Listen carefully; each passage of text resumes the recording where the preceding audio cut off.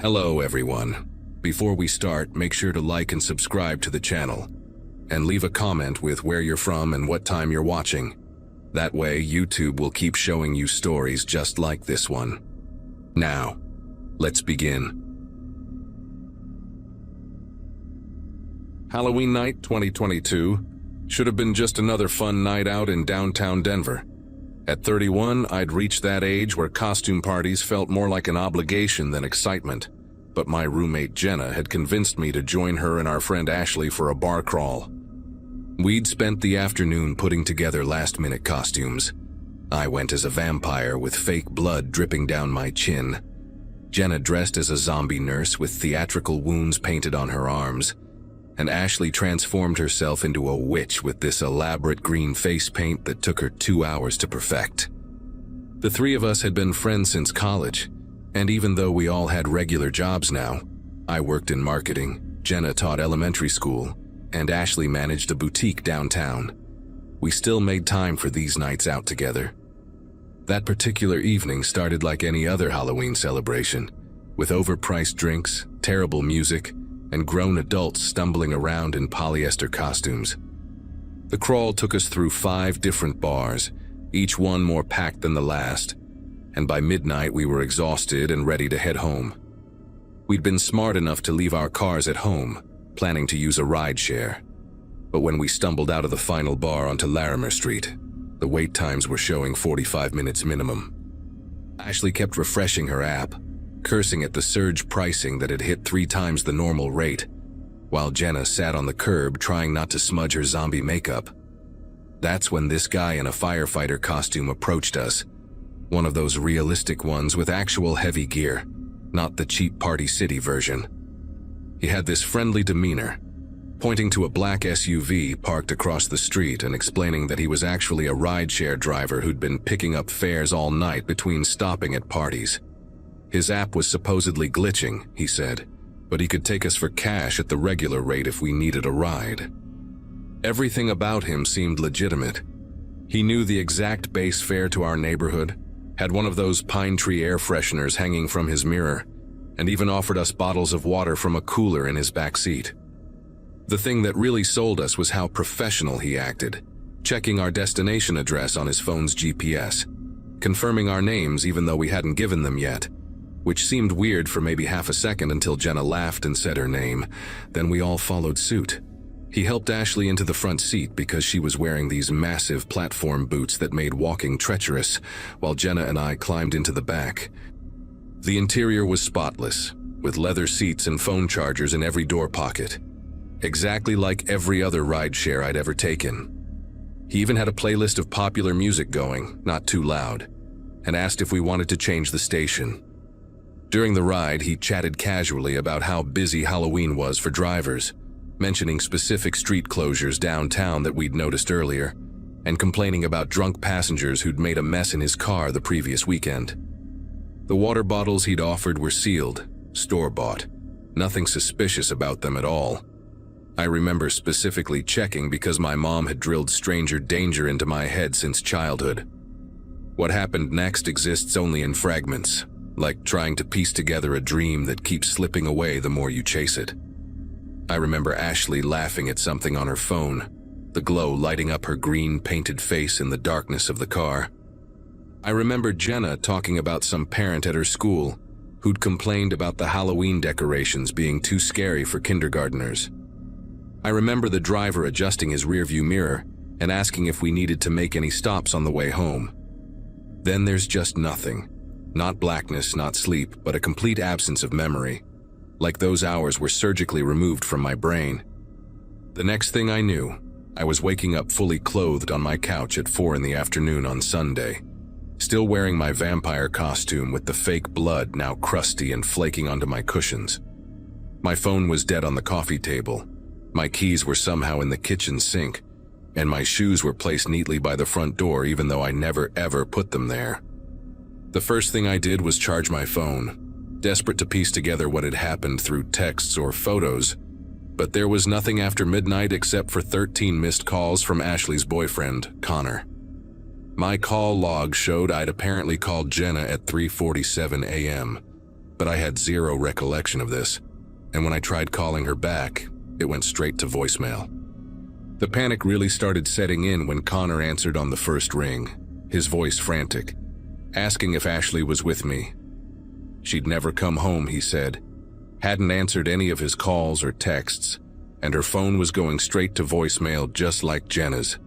He'd already called the hospitals, even driven to her parents' house in Aurora thinking maybe she'd gone there, but nobody had seen her since she left for the bar crawl with us.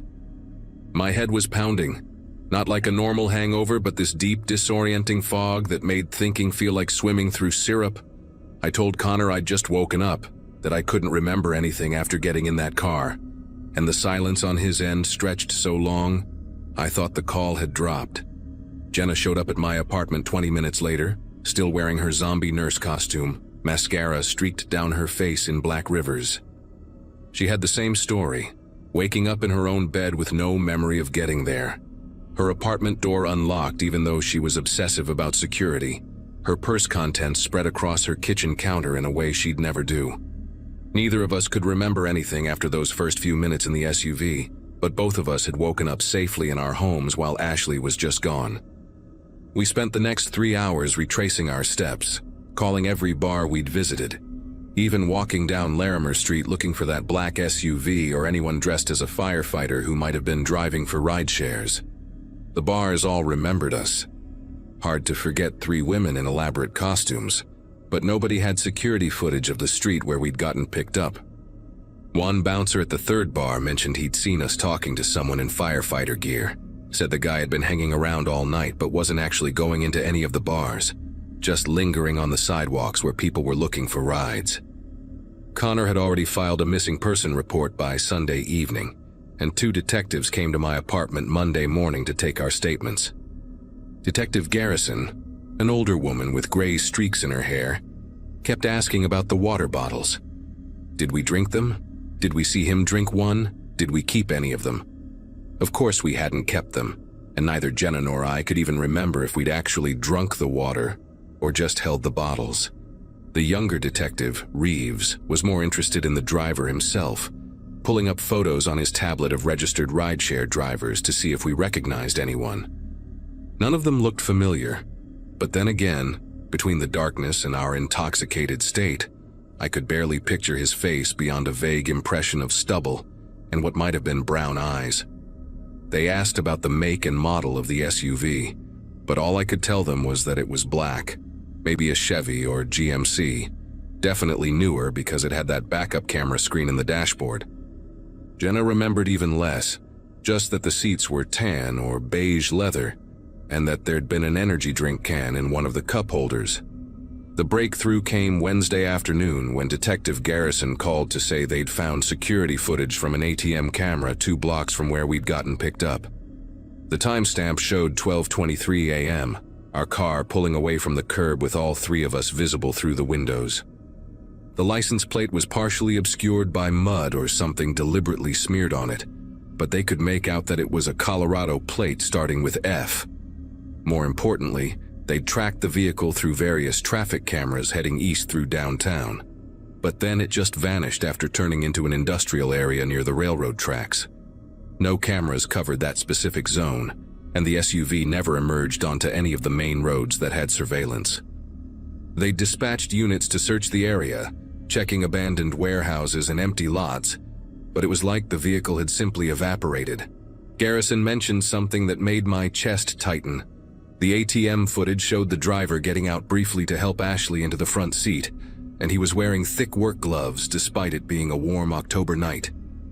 Friday morning changed everything in the worst possible way. A jogger found Ashley's phone in a drainage ditch about 8 miles outside the city limits, near an old access road that nobody used anymore except for illegal dumping. The phone was still recording. It had been recording audio since 12:31 a.m. Sunday morning, roughly 8 minutes after we'd gotten into that SUV. 67 hours of continuous audio until the battery finally died. The police wouldn't tell us everything that was on the recording, but Detective Garrison's face when she mentioned it told me more than her words ever could. She went pale when she explained that the first hour contained mostly muffled voices and car sounds, then long periods of silence broken by occasional noises they were still analyzing. What they did share was that around the 40-minute mark, you could hear Ashley's voice very clearly saying she felt sick, then asking why we weren't responding to her. After that, her voice didn't appear on the recording again, just ambient sound and what might have been footsteps on gravel much later. The audio revealed something else that made everything infinitely worse. At 1:15 a.m., you could clearly hear a garage door opening and closing. Then there were distinct sounds of movement, like furniture being shifted or heavy objects being dragged across concrete. At 2:47 a.m., there was the sound of a different vehicle starting, probably a truck based on the engine noise. The recording captured this second vehicle driving for approximately 22 minutes before stopping.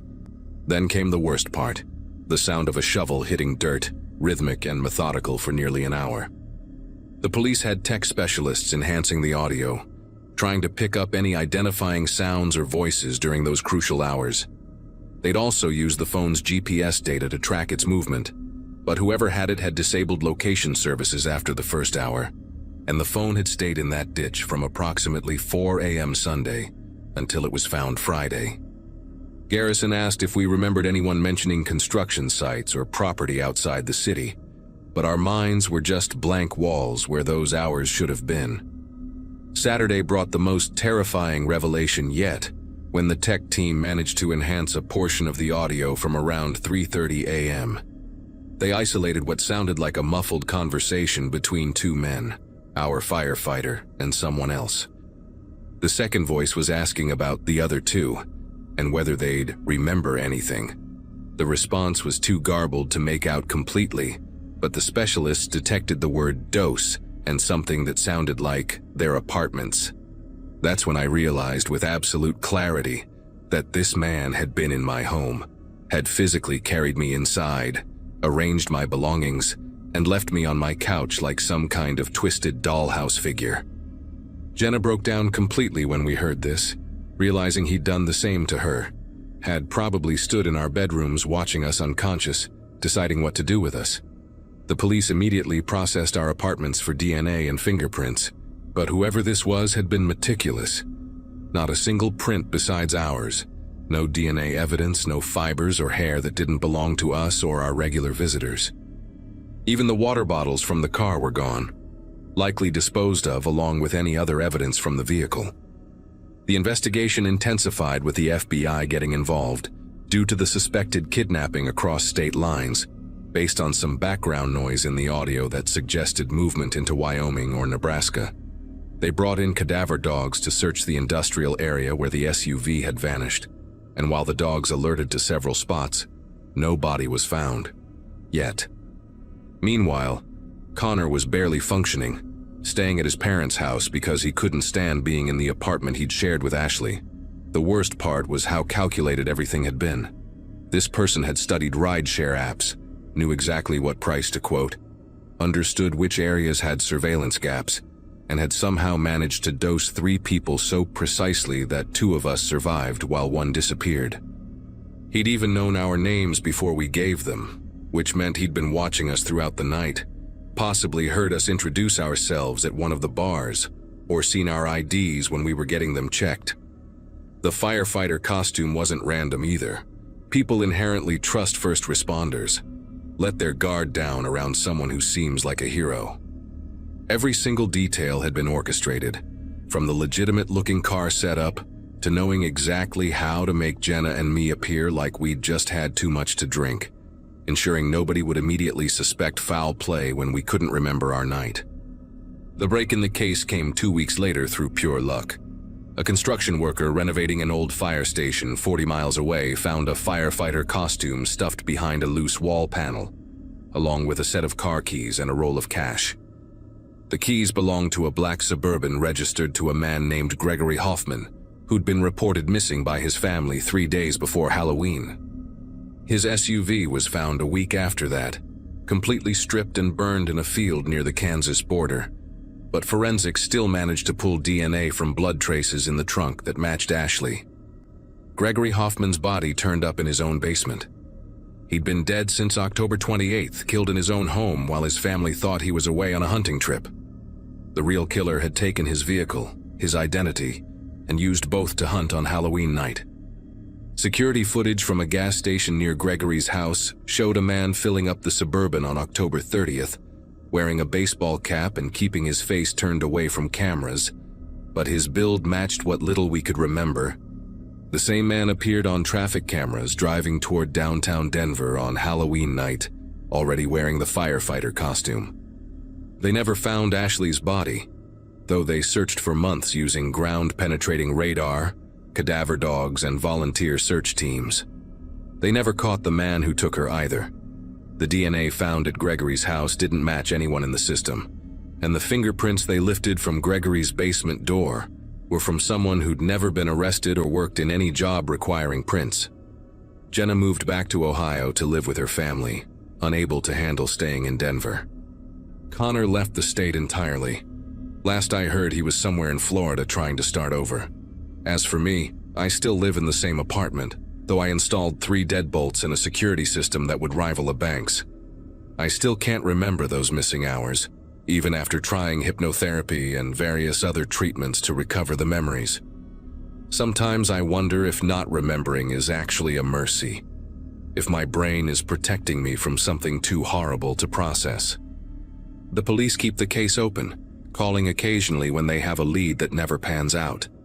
They did tell me one last detail from the audio.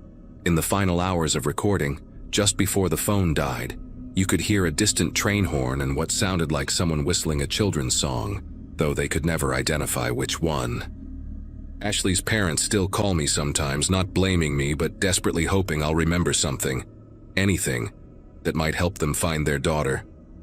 All I can tell them is what I know, that she got in that car with us, and then she was gone, and 2 of us were lucky enough to wake up.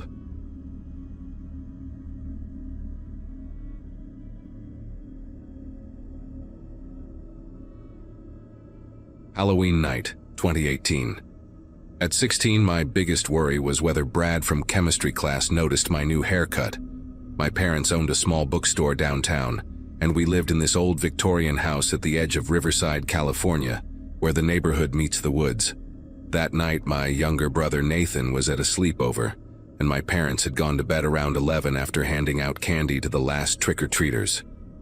I stayed up in my room, scrolling through Instagram and texting my best friend Kayla about the party we'd missed, because my dad said it would run too late. The house was finally quiet, just the occasional creak of old wood settling, and the wind rustling through the massive oak tree outside my window. Around 12:30, I heard it. This soft, rhythmic knocking coming from downstairs. Not loud or aggressive, just persistent. 3 knocks, pause, 3 knocks, pause. At first I thought maybe some drunk teenagers were messing around, trying to get one last scare in before Halloween officially ended. We'd had problems before with kids from the high school throwing eggs at houses or leaving creepy dolls on porches as pranks. I crept out of my room, avoiding the squeaky floorboard near my door, and made my way down the hallway. The knocking continued, steady and patient, like whoever was out there had all the time in the world. From the landing, I could see our front door through the stairway railings, and the porch light was on, casting long shadows through the frosted glass panels. I tiptoed down to the living room and moved toward the window beside the door, my bare feet silent on the hardwood floor. The blinds were closed, but I could angle them just enough to see outside without being noticed. What I saw made my breath catch in my throat. There was a woman sitting on our porch steps, facing away from the door. She was barefoot, which seemed strange for late October, and her shoulders were shaking like she was crying or maybe just cold. Her hair was long and tangled, hanging down her back in dark, matted strands. She wore what looked like a light blue dress or nightgown, but even from behind, I could see dark stains spreading across the fabric. The way she sat there, hunched over and rocking slightly, made her look broken somehow. She wasn't knocking anymore, she was just sitting there trembling in the yellow porch light. I must have made some noise because she started to turn her head, and I quickly stepped back from the window. My heart was pounding so hard I could hear it in my ears. Part of me wanted to wake up my parents, but another part kept thinking maybe she needed help. Maybe she'd been in an accident or someone had hurt her. I peered through the blinds again, this time getting a partial view of her profile. Her face was pale, almost gray under the porch light, and there were dark streaks running down her cheeks, whether from makeup, dirt, or something else I couldn't tell. She kept looking over her shoulder toward the street, quick, nervous glances like she expected someone to appear at any moment. Then she started knocking again, harder this time, and I heard her voice, hoarse and desperate, calling out something I couldn't quite make out through the door. The knocking got loud enough that I heard my parents' bedroom door open upstairs. My dad came down in his pajamas and bathrobe, squinting in the hallway light. "What's going on?" he asked, seeing me pressed against the wall near the window. I pointed toward the door and whispered about the woman outside. He frowned and moved to look through the peephole. I watched his expression change from annoyed to concerned in seconds. He turned to me and said quietly, "Go get your mother. Tell her to bring her phone." While I ran upstairs, I heard him unlocking the deadbolt. My mom was already awake, sitting up in bed, and when I told her about the woman, she grabbed her phone and followed me back down. We found my dad standing in the doorway, the chain still on, talking to someone outside. Through the gap in the door, I could hear the woman's voice clearly now, raw and frantic. Please, you have to help me. He's coming for me. I got away, but he's coming. Please let me in, please." Her words tumbled out in a rush, some of them slurred like she might be drunk or in shock. My dad was trying to calm her down, asking her what happened, who was after her, if she needed an ambulance. But she kept repeating the same things, that someone was coming, that she'd barely gotten away, that we needed to call the police right now.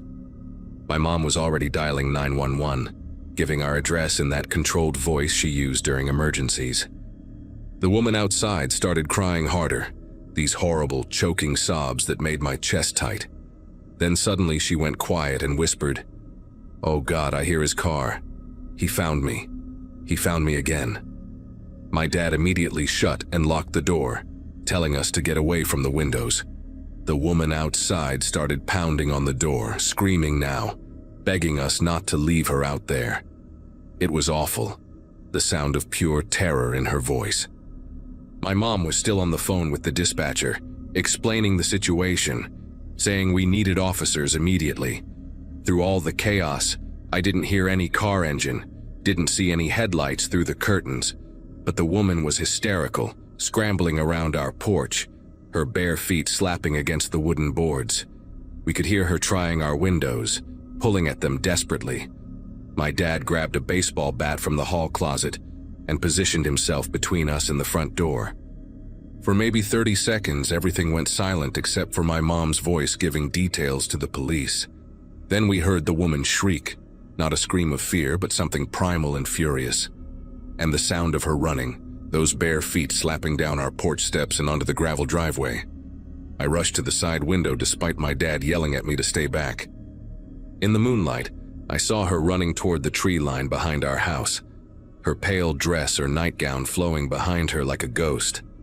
She moved fast for someone who'd seemed so injured and desperate, disappearing into the woods within seconds.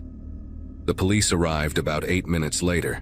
2 patrol cars with their lights flashing, officers with flashlights checking our porch and yard. They found blood on our steps, just drops and smears, and bare footprints in the dirt leading toward the woods. My parents explained everything while I sat on the couch, wrapped in a blanket my mom had brought me, trying to process what had just happened. The officers took our statements, then 2 of them went into the woods with their flashlights while the others stayed to search the area around our house. We waited in the living room for what felt like forever, drinking the coffee my mom had made to keep us alert. The officers who'd gone into the woods came back after about 40 minutes, shaking their heads. They'd followed the footprints for maybe a quarter mile before losing them near the creek that runs through the forest. No sign of the woman anywhere. They called for backup and a K-9 unit, expanding the search area. One officer stayed at our house in case she came back while the others coordinated the search. My dad kept pacing, checking the locks on all the doors and windows.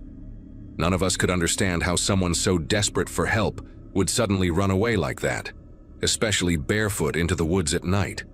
The officer mentioned that sometimes domestic violence victims act erratically, torn between seeking help and protecting their abusers. But something about the whole situation felt wrong to me. The way she'd said someone was coming when there was no car.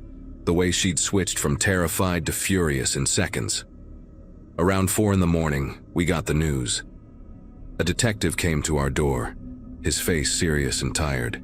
They'd found a car crashed into a ravine about 3 miles from our house, on the old service road that runs parallel to the woods.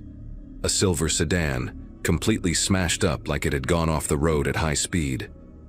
Inside were 2 bodies, a man in his 30s in the driver's seat, and a woman in the passenger seat.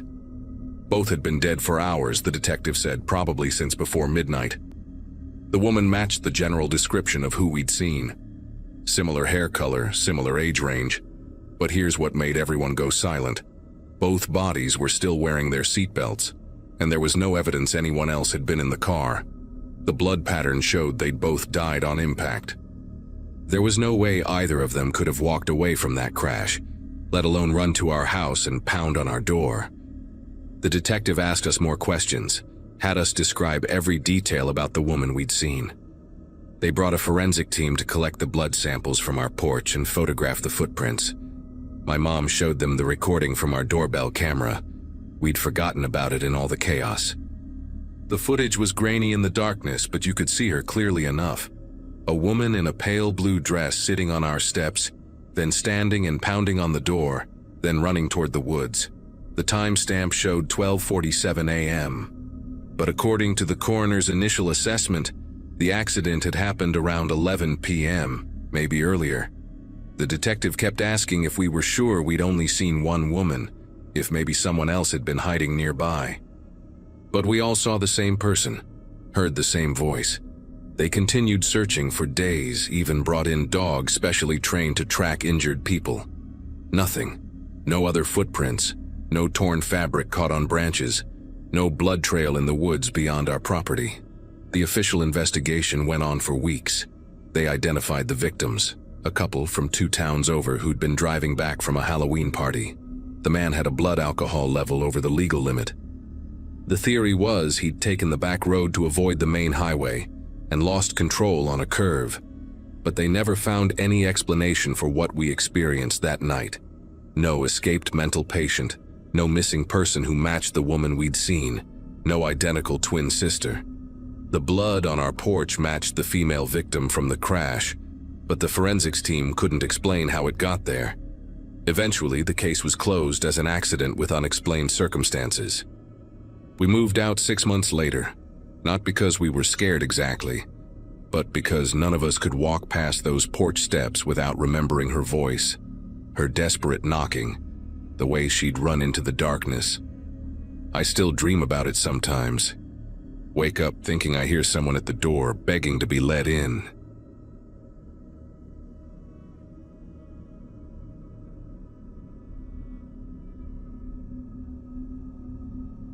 The thing about college parties is that they all blend together after a while. But that night in October at the house on Birch Avenue is burned into my memory like a scar that won't fade.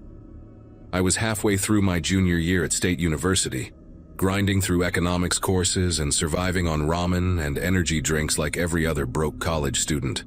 My roommate Jake Sullivan and I had been inseparable since freshman orientation, one of those friendships that just clicked from day one.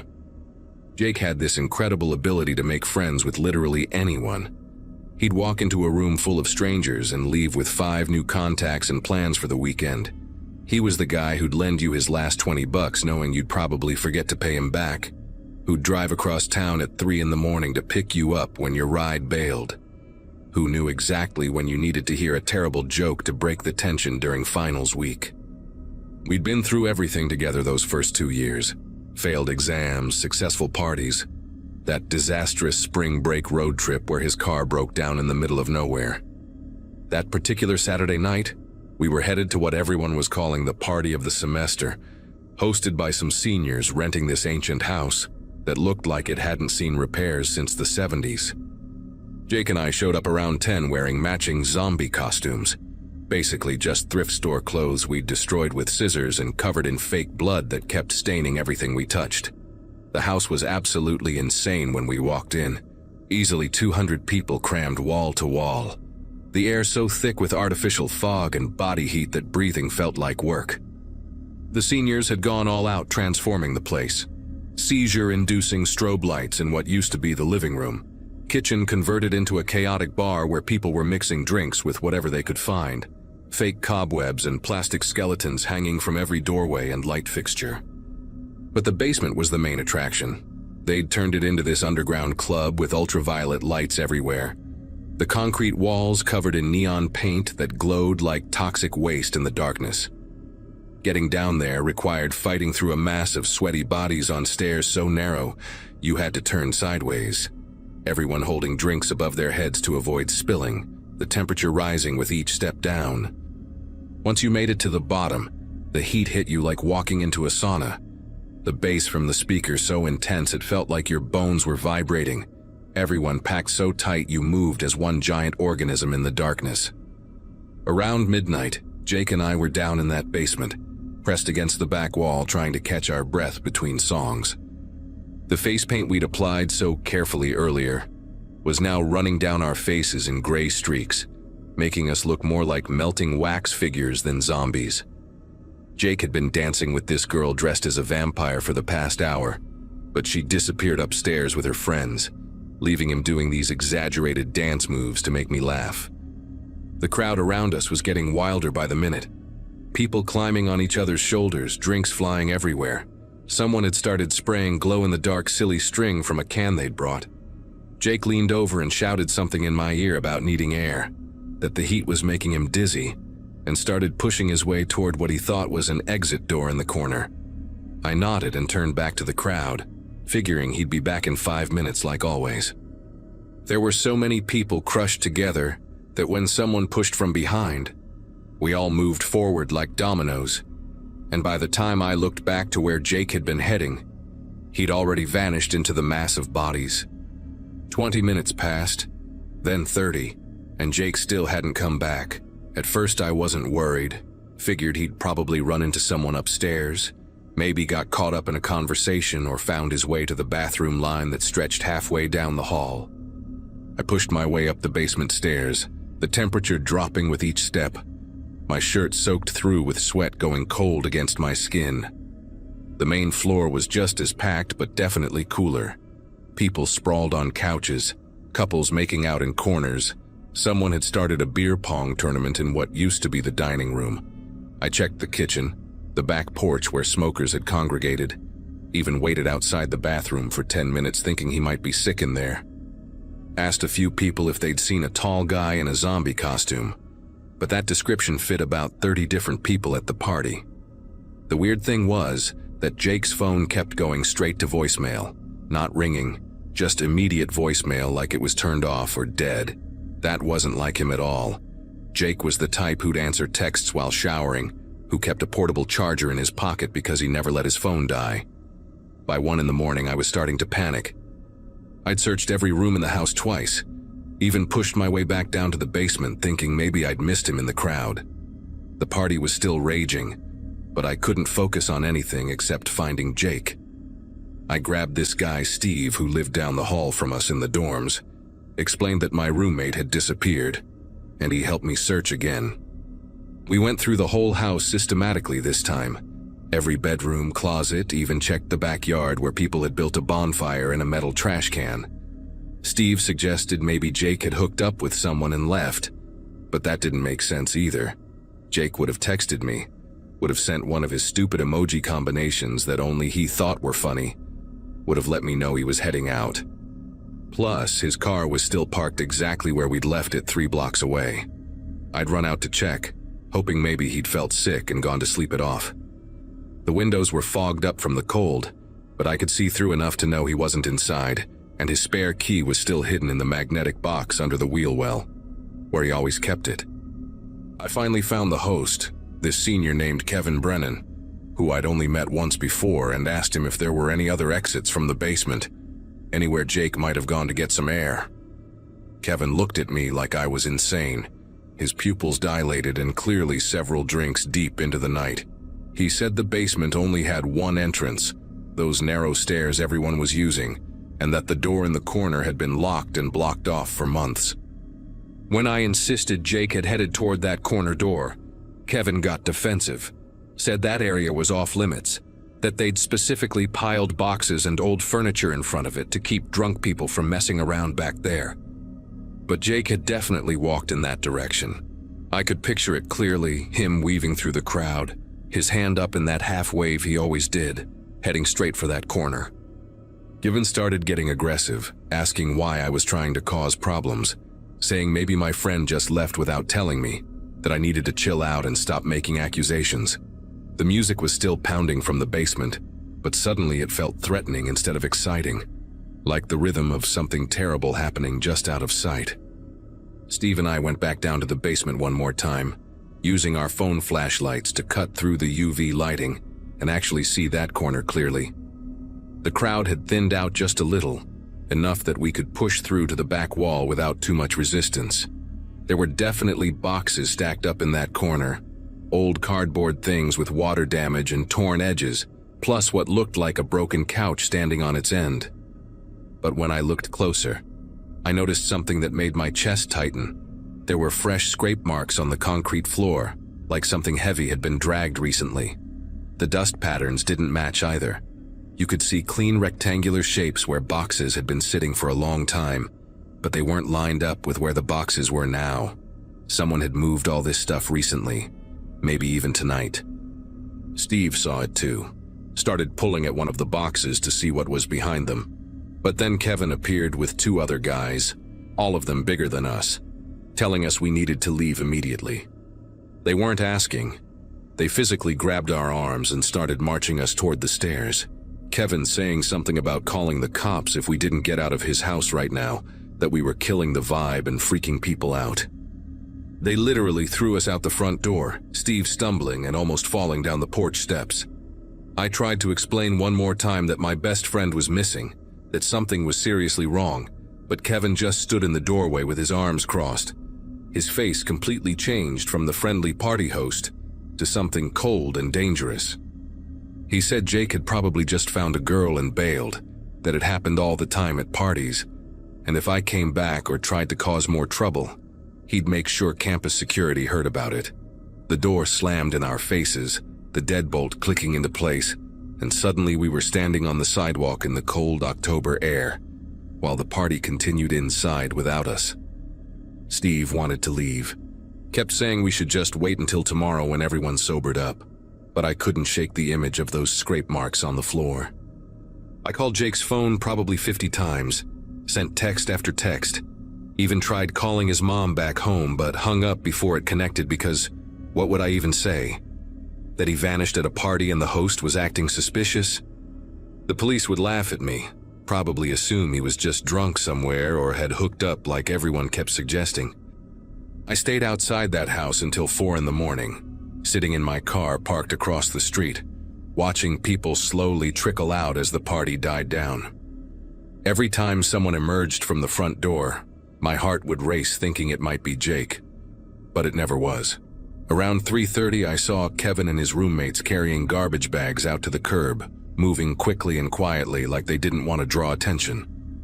One of the bags tore open when they tossed it, and I could see what looked like clothing spilling out, but they quickly gathered everything up and stuffed it into another bag before I could get a better look. The basement lights stayed on long after the rest of the house went dark, and I could see shadows moving past the small ground-level windows, but the glass was too grimy and painted over to make out what was happening inside. My phone battery died around dawn, and I finally drove back to campus, my mind racing through every possible explanation. Maybe Jake had felt sick and someone had taken him to the hospital. Maybe he'd had some kind of allergic reaction to something. Maybe there was a back exit I didn't know about, and he'd left without his car for some reason. Sunday morning, I filed a missing person report with campus police, even though they clearly didn't take it seriously at first. The officer kept asking if Jake had been drinking, if we'd had an argument, if he had a history of taking off without telling anyone. I gave them Kevin's name and address, explained everything about the basement and the blocked door, the suspicious behavior, how Jake's car was still there. It wasn't until I mentioned that Jake was supposed to take a midterm on Monday, that he had perfect attendance and would never miss an exam, that they finally agreed to do a welfare check at the house. I went with them, sitting in the back of the patrol car as we drove to Birch Avenue, my stomach churning with a mixture of hope and dread. The house looked different in daylight, shabbier, smaller, with Halloween decorations hanging limp and sad from the porch railings. Kevin answered the door looking haggard and annoyed, but his expression changed quickly when he saw the uniforms. He was suddenly cooperative, concerned even, saying he'd help however he could, that he hoped Jake was okay, that these parties sometimes got out of hand and people wandered off. The police searched the main floors first while Kevin followed them around, explaining that hundreds of people had been through the house, that it would be impossible to know where everyone went. When they got to the basement, I watched Kevin's jaw tighten as they approached that corner with the stacked boxes. He quickly mentioned that area was just storage, that it had been blocked off for months because of water damage, that no one could have gone back there during the party. But one of the officers, an older woman with sharp eyes, noticed the same scrape marks I'd seen and asked Kevin to move the boxes. He protested at first, said it was dangerous back there, that the landlord had specifically told them not to let anyone pass that point, but the officers insisted. It took them about 10 minutes to clear everything away, Kevin getting more agitated with each box they moved. His roommates now gathered at the top of the stairs watching nervously. Behind all that junk was a door, just like I'd suspected, but it was different than I expected. Heavy wood reinforced with metal brackets, with a padlock that looked brand new hanging from the latch. Kevin immediately said he didn't have the key, that the landlord must have locked it, that it probably just led to old heating equipment or something. The officers made him call the landlord right there, and while they waited, I noticed one of Kevin's roommates slip away upstairs, pulling out his phone as he went. The landlord arrived within 20 minutes, a nervous older man named George Hoffman who kept wiping his palms on his jeans. He fumbled with a ring of keys for what felt like forever, before finding the right one, his hands trembling as he worked the padlock. The door opened to reveal wooden stairs descending into darkness, way deeper than the basement level, with a smell coming up that made everyone step back, musty and metallic and wrong. The cops went down first with flashlights while we waited above, Kevin now completely silent, his face gray. I could hear them moving around down there, their voices echoing strangely, and then one of them shouted for everyone to get back, to not come any closer.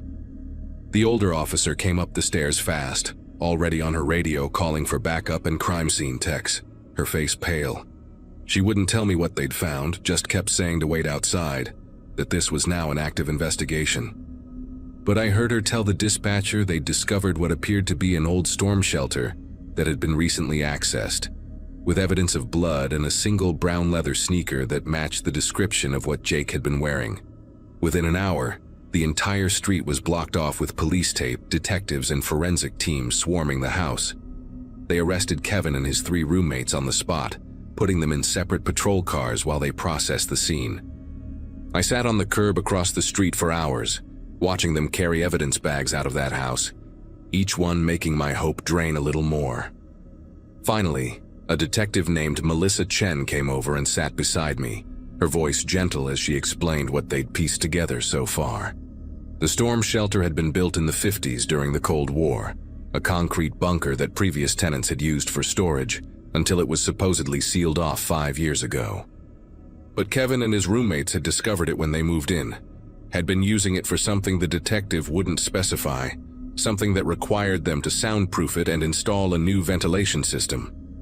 They found evidence that someone had been held down there recently, signs of a struggle, blood on the concrete walls. Jake's shoe was there, along with his wallet and phone, which had been smashed to pieces. The detective said they were still searching, that there were other passages connected to the shelter that led to the city's old maintenance tunnels, that Jake might have escaped that way or been moved. The truth came out 3 days later when one of Kevin's roommates, a guy named Paul Morrison, broke down and told the police everything in exchange for a plea deal. They'd been using the storm shelter to run some kind of underground fighting ring, bringing drunk college kids down there to fight for money, while others bet on the outcomes. Jake had apparently stumbled onto their operation when he went looking for that exit door, had seen something he shouldn't have through a gap in the boxes. They'd panicked and grabbed him, dragged him down to the shelter to figure out what to do, but Jake had fought back harder than they expected. During the struggle, he'd managed to break free and run deeper into the tunnels, and they'd lost him in the maze of old maintenance passages. Search teams spent 2 weeks combing through those tunnels with dogs and thermal cameras, and finally found Jake about a mile from the house, alive but barely. He'd been wandering in complete darkness for 3 days, had fallen down a maintenance shaft and broken his leg, survived by drinking condensation off the pipes. He'd lost a frightening amount of weight and couldn't stop shaking for weeks afterward, but he was alive, and that's all that mattered to me. Kevin got 15 years for kidnapping and running an illegal gambling operation. His roommates got lesser sentences for their cooperation. The university shut down all parties at off-campus houses for the rest of the year, and that old house on Birch Avenue was condemned and demolished by spring. Jake spent a month in physical therapy learning to walk properly again, and another 3 months in counseling dealing with the trauma of being trapped underground in complete darkness. He never talks about what he saw in that shelter before he ran, just gets this distant look and changes the subject. We're still roommates, still best friends, but something shifted that night. We both learned how quickly a normal college party could turn into a nightmare, how the people serving you drinks might be hiding something monstrous right beneath your feet. Jake graduated last May and got a job at an accounting firm downtown, and I'm finishing up my senior year now. But neither of us goes to house parties anymore, and Jake still sleeps with a nightlight on, still checks every door in a room to make sure he knows where the exits are. Sometimes I catch him staring at nothing, rubbing that scar on his leg from where the bone broke through, and I know he's back in those tunnels, running through the darkness, trying to find his way out.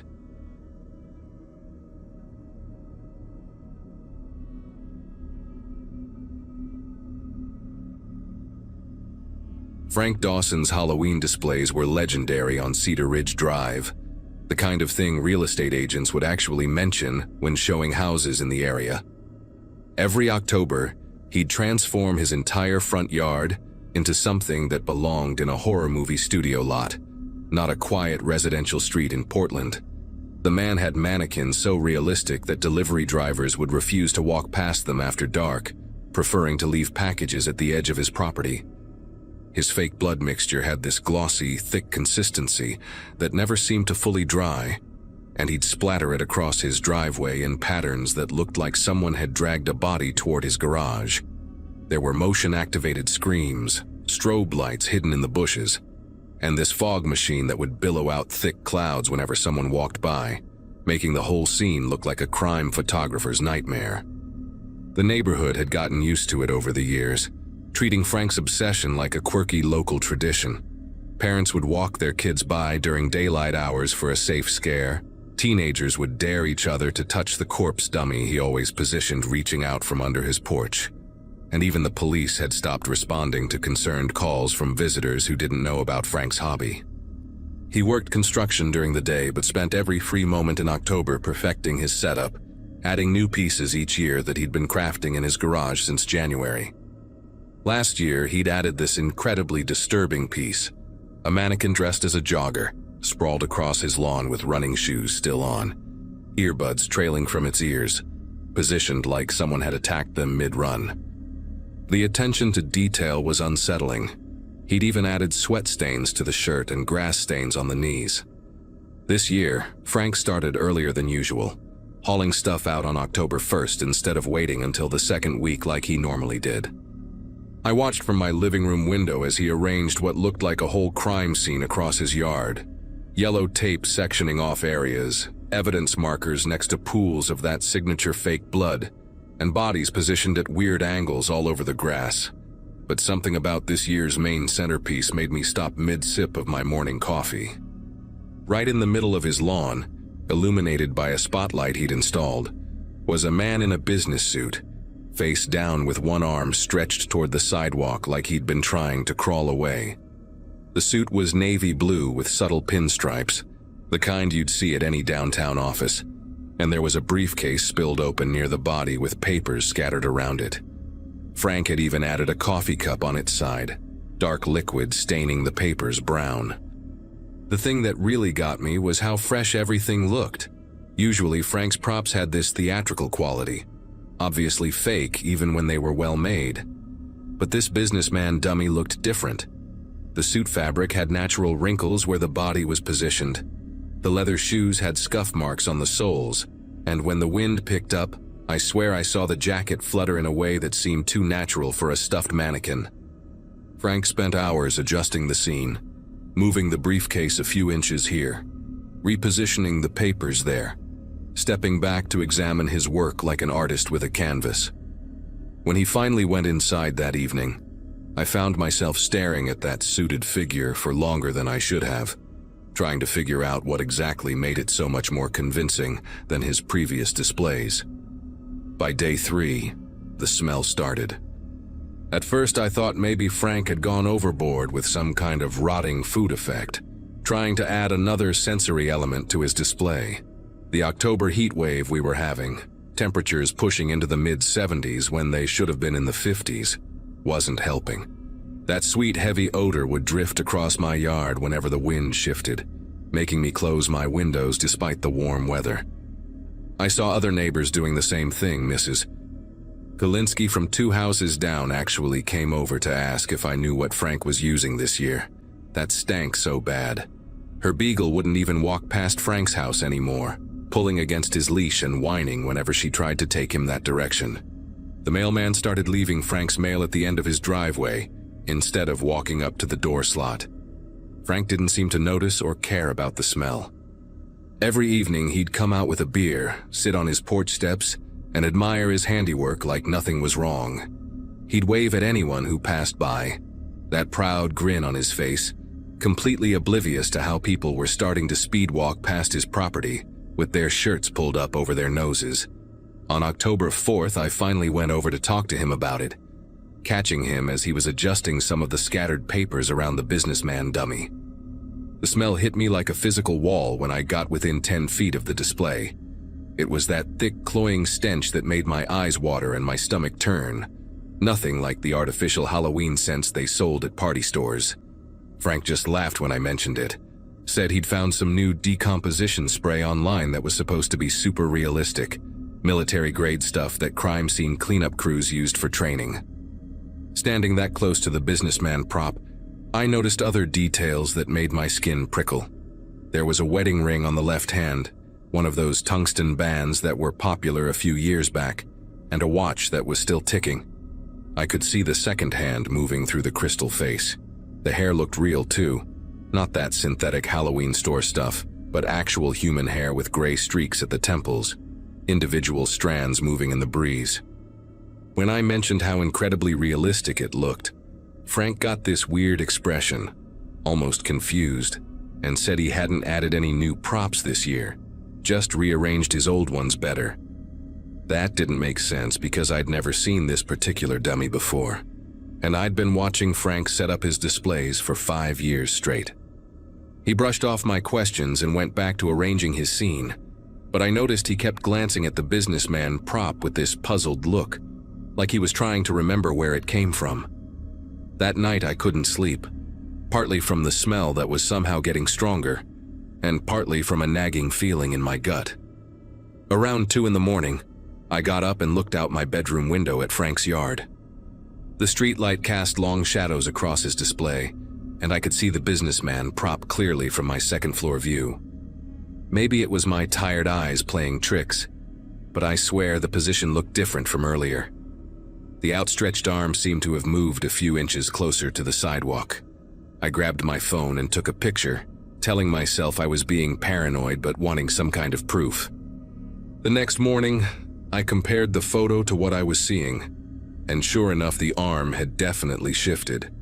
When I saw Frank that afternoon getting his mail, I asked if he'd been adjusting the display during the night. He looked at me like I was crazy and said he hadn't touched anything since yesterday evening. Why would he be messing with it at 2 in the morning? October 5th was when things really went sideways. I was grading papers at my kitchen table when I heard this commotion outside. Dogs barking like crazy, car doors slamming, voices shouting. Through my window, I saw Mrs. Kalinsky's beagle had gotten loose and run straight into Frank's yard, going right for the businessman display. The dog was pawing at the figure, whimpering and barking, trying to grab something with its teeth. Mrs. Kalinsky was screaming for her dog to come back, but she wouldn't step foot on Frank's property. Frank came running out of his house yelling at the dog to get away from his display, but when he got close enough to grab the beagle's collar, he suddenly stopped dead. The color drained from his face as he stared down at what the dog had been pawing at, a wallet that had fallen out of the businessman's pocket. Frank picked it up with trembling fingers, opened it, and I could see him mouth the words, "Oh God," over and over as he looked at whatever ID was inside. The police arrived within 20 minutes of Frank's call. Not just one patrol car, but 3, then a van, then people in different uniforms who started putting up actual crime scene tape that looked exactly like Frank's fake ones. They cleared everyone back, wouldn't let anyone get close, but from my porch I could hear fragments of their radio chatter. "Missing person," they kept saying. Robert Henley, local insurance adjuster, hadn't come home from work 6 days ago. His wife had reported him missing on October 2nd, said he'd left the office like normal, but never made it home. The way the cops were looking at Frank, taking pictures of his entire display, measuring distances between props, it was clear they thought he'd done something. Frank kept shaking his head, explaining over and over that he'd found all his mannequins already positioned when he started setting up on October 1st. Assumed someone had played an early Halloween prank by adding extra props to his collection in the night. He swore he thought it was just another dummy, maybe one that someone didn't want anymore and figured he'd appreciate. The coroner confirmed what the smell had been telling us all along. Robert Henley had been dead for approximately 6 days, likely killed elsewhere and deliberately placed in Frank's yard sometime during the night of September 30th. The real kicker came when detectives found security footage from the house 3 doors down that had a partial view of Frank's yard. The grainy video showed a van pulling up around 3 in the morning on October 1st. Someone in dark clothes dragging something heavy across Frank's lawn, spending about 15 minutes arranging it among the Halloween decorations that Frank had left out from the previous year. The person knew exactly what they were doing, positioning the body to blend in perfectly with Frank's signature style. They'd even scattered fake evidence markers around to make it look like part of the scene. The detective told me later that whoever did it had probably been watching Frank's displays for years, knew his patterns, knew he'd start setting up on October 1st, and wouldn't look too closely at what was already there. They never did catch who did it. The van was stolen, found burned out 2 counties over a week later.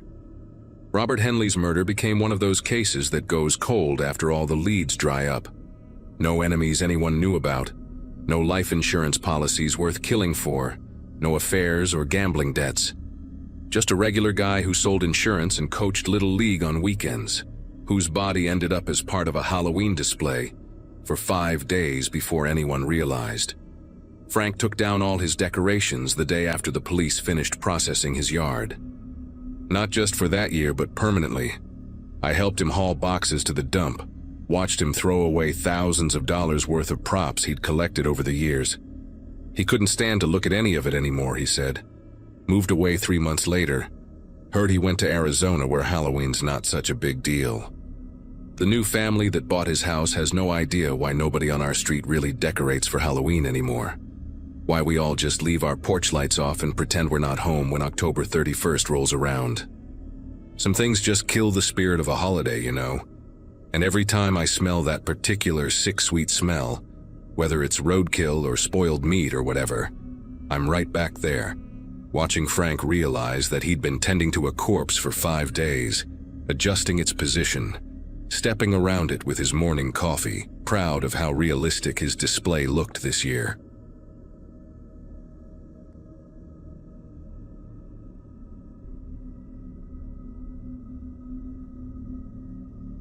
Every house on Oakwood Drive had security cameras installed after the break-ins 2 summers ago, which is why what happened that night got captured from so many different angles. Living alone since my divorce, I'd gotten into a predictable rhythm. Warehouse job at the distribution center outside Madison, Wisconsin. Late shifts that ended at midnight. Same route home 5 nights a week. 32 isn't old, but it's old enough to appreciate a quiet routine, especially after the chaos of a messy split. That Halloween fell on a Tuesday in 2017, and the guys at work had decorated the loading dock with those cheap plastic skeletons that glow in the dark. We shared fun-size candy bars during our breaks, complained about the new scanning system that kept freezing up, and made the usual jokes about being stuck at work while kids were out collecting candy by the pillowcase full. Normal night, normal conversations, normal everything right up until I clocked out at 12:03 and headed to my car in the employee parking lot. Madison gets quiet after midnight, but that drive home felt like traveling through a ghost town. And I don't mean that in the Halloween decoration sense. The university district usually has at least a few drunk students wandering around, especially on Halloween, but the streets were completely empty. Not just empty, but wrong somehow. Like everyone had gotten some memo I'd missed about staying indoors. The 20-minute drive felt longer with no other cars on the road. Just me and my headlights cutting through patches of fog that had rolled in from the lakes. Every house I passed still had porch lights burning bright, those universal Halloween signals that candy was available, except it was way too late for any kid to still be out. The McDonald's on Miller Road sat dark. The gas station that never closes had its pumps shut off. Even the police car that usually sits at the speed trap near the industrial park was nowhere to be seen. By the time I turned onto my street, my brain was trying to rationalize it all. Maybe there was some big event downtown I hadn't heard about. Maybe the weather forecast had warned about storms. Maybe I was just tired and overthinking everything. My driveway is one of those long gravel types that curves slightly, about 40 feet from the street to my garage, lined with these overgrown juniper bushes the previous owner planted in the 90s. As my headlights swept across the gravel, illuminating the path ahead, 2 figures came into view at the very end of my driveway, right where it meets the sidewalk. They were just standing there, perfectly still, facing my direction. Both wore those vintage clown masks, not the cheap plastic ones from party stores, but those old-school rubber ones with the wild orange hair, huge red noses, and painted smiles that stretched way too wide. One was notably taller, maybe 6'3", wearing what looked like a mechanic's coveralls splattered with dark stains. The shorter one, probably 5'8" or 5'9", had on a faded yellow raincoat despite the fact it hadn't rained in weeks. They weren't moving, weren't talking, just standing there like mannequins somebody had placed at the end of my driveway as the world's worst Halloween prank. My first thought was college kids being idiots, because Madison is full of them and Halloween brings out their worst judgment. I actually laughed a little, reaching for my phone to maybe snap a picture for my buddies at work. Check out these morons trying to scare me. But as I got closer, my headlights lit them up better, and that's when I noticed what the taller one was holding. Down by his side, gripped in his right hand like it weighed nothing, was a sledgehammer. Not a prop, not some foam Halloween decoration, but an actual sledgehammer with a worn wooden handle and a head that had seen some serious use. The shorter one's hands were empty, but stayed weirdly positioned at stomach level, fingers spread wide like they were pressing against invisible glass. Neither of them reacted to my car approaching, didn't shield their eyes from the headlights, didn't shift their weight or adjust their stance. They just kept staring through those mask eye holes, and even from inside my car I could see their actual eyes behind the rubber, wide open, unblinking, focused directly on me. I stopped my car about 15 feet from them, engine running, doors locked without even thinking about it. The rational part of my brain kept insisting this was just an elaborate prank, but my gut was screaming something completely different. These weren't drunk college kids trying to get a reaction. There was something methodical about how they stood, something practiced and deliberate. I hit my high beams, flooding them with even more light. And still nothing, no flinch, no movement, just that horrible stillness. That's when I noticed other details that made my mouth go dry. The taller one's coveralls had fresh mud on the knees, like he'd been kneeling in dirt recently, The sledgehammer had something dark and wet on its head that definitely wasn't rust. The shorter one's raincoat had tears along the bottom, 3 parallel rips like something had clawed at it. My hand fumbled for my phone, nearly dropping it as I tried to dial 911 while keeping my eyes on them. The dispatcher answered on the second ring. A woman's voice, calm and professional, asking about my emergency. "There are 2 people in clown masks blocking my driveway," I said, surprised at how steady my voice sounded. "One of them has a sledgehammer. They're just standing there, not moving, and I'm trapped in my car." The dispatcher asked for my address, which I rattled off quickly, then asked if I was in immediate danger. Before I could answer, both clowns tilted their heads to the left at exactly the same moment, like synchronized swimmers performing some twisted routine. The movement was so sudden and coordinated that I actually jumped in my seat, my knee hitting the steering wheel. "They're moving," I said into the phone, hearing my voice crack this time. "Please send someone now."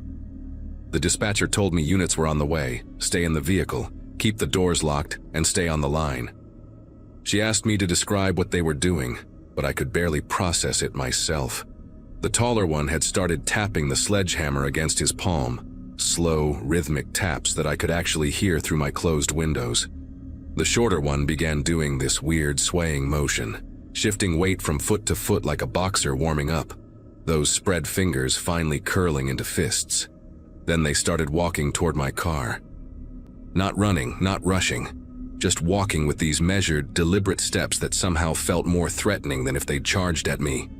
The dispatcher kept asking what was happening, and I kept narrating like some twisted play-by-play announcer, but my voice was getting higher, tighter.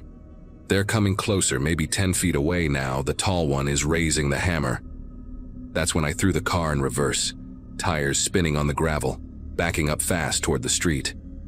But here's the thing about my driveway. It curves, and backing up at night when you're panicking isn't exactly precision driving. I clipped one of those juniper bushes, felt the car lurch, overcorrected, and ended up with my back wheels in the grass of my front yard. The engine stalled. In that sudden silence, I could hear them crunching across the gravel, getting closer, and the dispatcher saying something about units being 3 minutes out. But 3 minutes felt like 3 hours when those masks were reflecting in my mirrors. I got the engine started again just as the sledgehammer came down on my hood. The sound was incredible. This metallic crash that made my ears ring left a dent the size of a dinner plate right in front of me. The shorter one pressed both palms flat against my driver's side window, and I could see every detail of those hands through the glass. Dirt under the fingernails, scratches across the knuckles, a gold wedding band on the left ring finger that somehow made everything worse because it made them human, real, not just Halloween decorations come to life. They started dragging their hands down the window, leaving these greasy smears, and that's when I heard it, laughing. Not maniacal movie villain laughing, but this low, satisfied chuckle coming from behind both masks. I gunned it backward again, heard them stumble away from the car, managed to get onto the street properly this time. The dispatcher was asking if I was okay, if I could drive to the police station, but I wasn't leaving my property to these psychos. I pulled across the street into Harold's driveway, the neighbor with all the decorations, and kept my headlights pointed at my house, engine running, ready to bolt if they came after me. From Harold's driveway, I watched them through my windshield, the dispatcher still on speakerphone asking for updates every few seconds. The 2 clowns stood in my yard for a moment, looking at each other like they were having some silent conversation. Then the shorter one walked over to my mailbox, this sturdy metal thing my ex-wife insisted we needed, and the taller one followed. Without any hesitation, the tall one swung that sledgehammer in a perfect arc and demolished the mailbox post in 2 hits. The whole thing toppled over into the street with this hollow clang that echoed through the neighborhood, but nobody came out to look. Not Harold, whose house I was parked in front of. Not the Andersons next door with their new baby who usually woke up at every little noise. Not even Doug from 2 houses over who worked security and always kept watch on the street. Every house stayed dark and quiet except for those porch lights, like the entire neighborhood was holding its breath. The clowns started walking down the street, not hurrying, that same measured pace, and they stopped at the Andersons' driveway. What happened next still makes me sick to think about. The shorter one produced something from that yellow raincoat, a screwdriver maybe 8 inches long, and went straight for the Andersons' minivan tires. 4 quick, efficient punctures, 1 for each tire, the hissing sound carrying all the way to where I sat. The taller one took the sledgehammer to their garden gnomes, these silly things Jennifer Anderson had collected for years, pulverizing each one into ceramic dust with single swings. They moved to Doug's house next, and I watched the tall one cave in the windshield of his pickup truck, while the shorter one did something to his porch I couldn't quite see.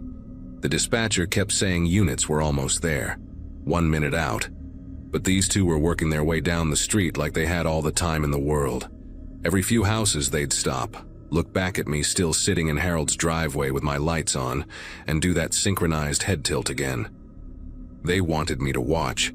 This whole thing, whatever it was, they wanted me to see it all. The worst part was how quiet they were. No whooping or yelling or typical vandalism noise, just the sounds of destruction and those occasional low chuckles that drifted across the night air. Finally, I saw the blue and red lights coming down the street. 2 squad cars, no sirens, but lights flashing, moving fast. The clowns saw them too. They were standing in front of the Thompsons' house about 6 houses down from mine. And when those lights appeared, they just stopped. Didn't run, didn't panic, just stood there facing the approaching police cars. The cops pulled up, blocking them in, officers getting out with hands on their weapons, shouting commands I couldn't quite hear from where I sat. The 2 clowns raised their hands slowly, the tall one still holding that sledgehammer until an officer yelled at him to drop it. It fell to the pavement with a clang that seemed to break whatever spell had been hanging over the neighborhood. Suddenly, porch lights were flicking on. People were coming out of their houses in robes and pajamas, everyone talking at once. Harold came running out to his driveway where I was still parked, asking what the hell was going on, why I was there, what happened to my car. I couldn't even answer him properly, just pointed at the cops putting handcuffs on the 2 figures who were still wearing those horrible masks. The police took my statement that night, then again the next morning at the station. The 2 men in the clown masks were brothers from Beloit, about 40 minutes away, Tommy and Carl Bradshaw, ages 26 and 29. They'd driven up to Madison with a trunk full of tools and no explanation that made any sense. When the cops asked them why they did it, why they picked my street, why they stood at my driveway first, they wouldn't say a word. Just sat there in interrogation, no lawyers, no demands, completely silent. The detective told me they found my address written on a piece of paper in their car, along with 3 other addresses in different Wisconsin towns, but no connection between any of us. No mutual friends, no shared workplaces, nothing. They both pled guilty to vandalism, property destruction, and menacing. Got 18 months each, served 8. I never found out why they came to Oakwood Drive that night, why they waited at my driveway, why they wanted me specifically to watch what they did. The security footage from all those houses, including mine, showed them arriving at exactly 11:47, standing at the end of my driveway for 13 minutes before I got home, never moving, never checking phones, just waiting. Sometimes I still dream about those masks, those synchronized head tilts, that wedding ring catching the light. I moved out of that house 3 months later, got an apartment closer to work, one with a parking garage and a doorman. But every Halloween, when I see kids in clown costumes or those decorative masks in store windows, I remember that night and wonder if Tommy and Carl Bradshaw are out there somewhere, maybe wearing different masks this time, standing at the end of someone else's driveway.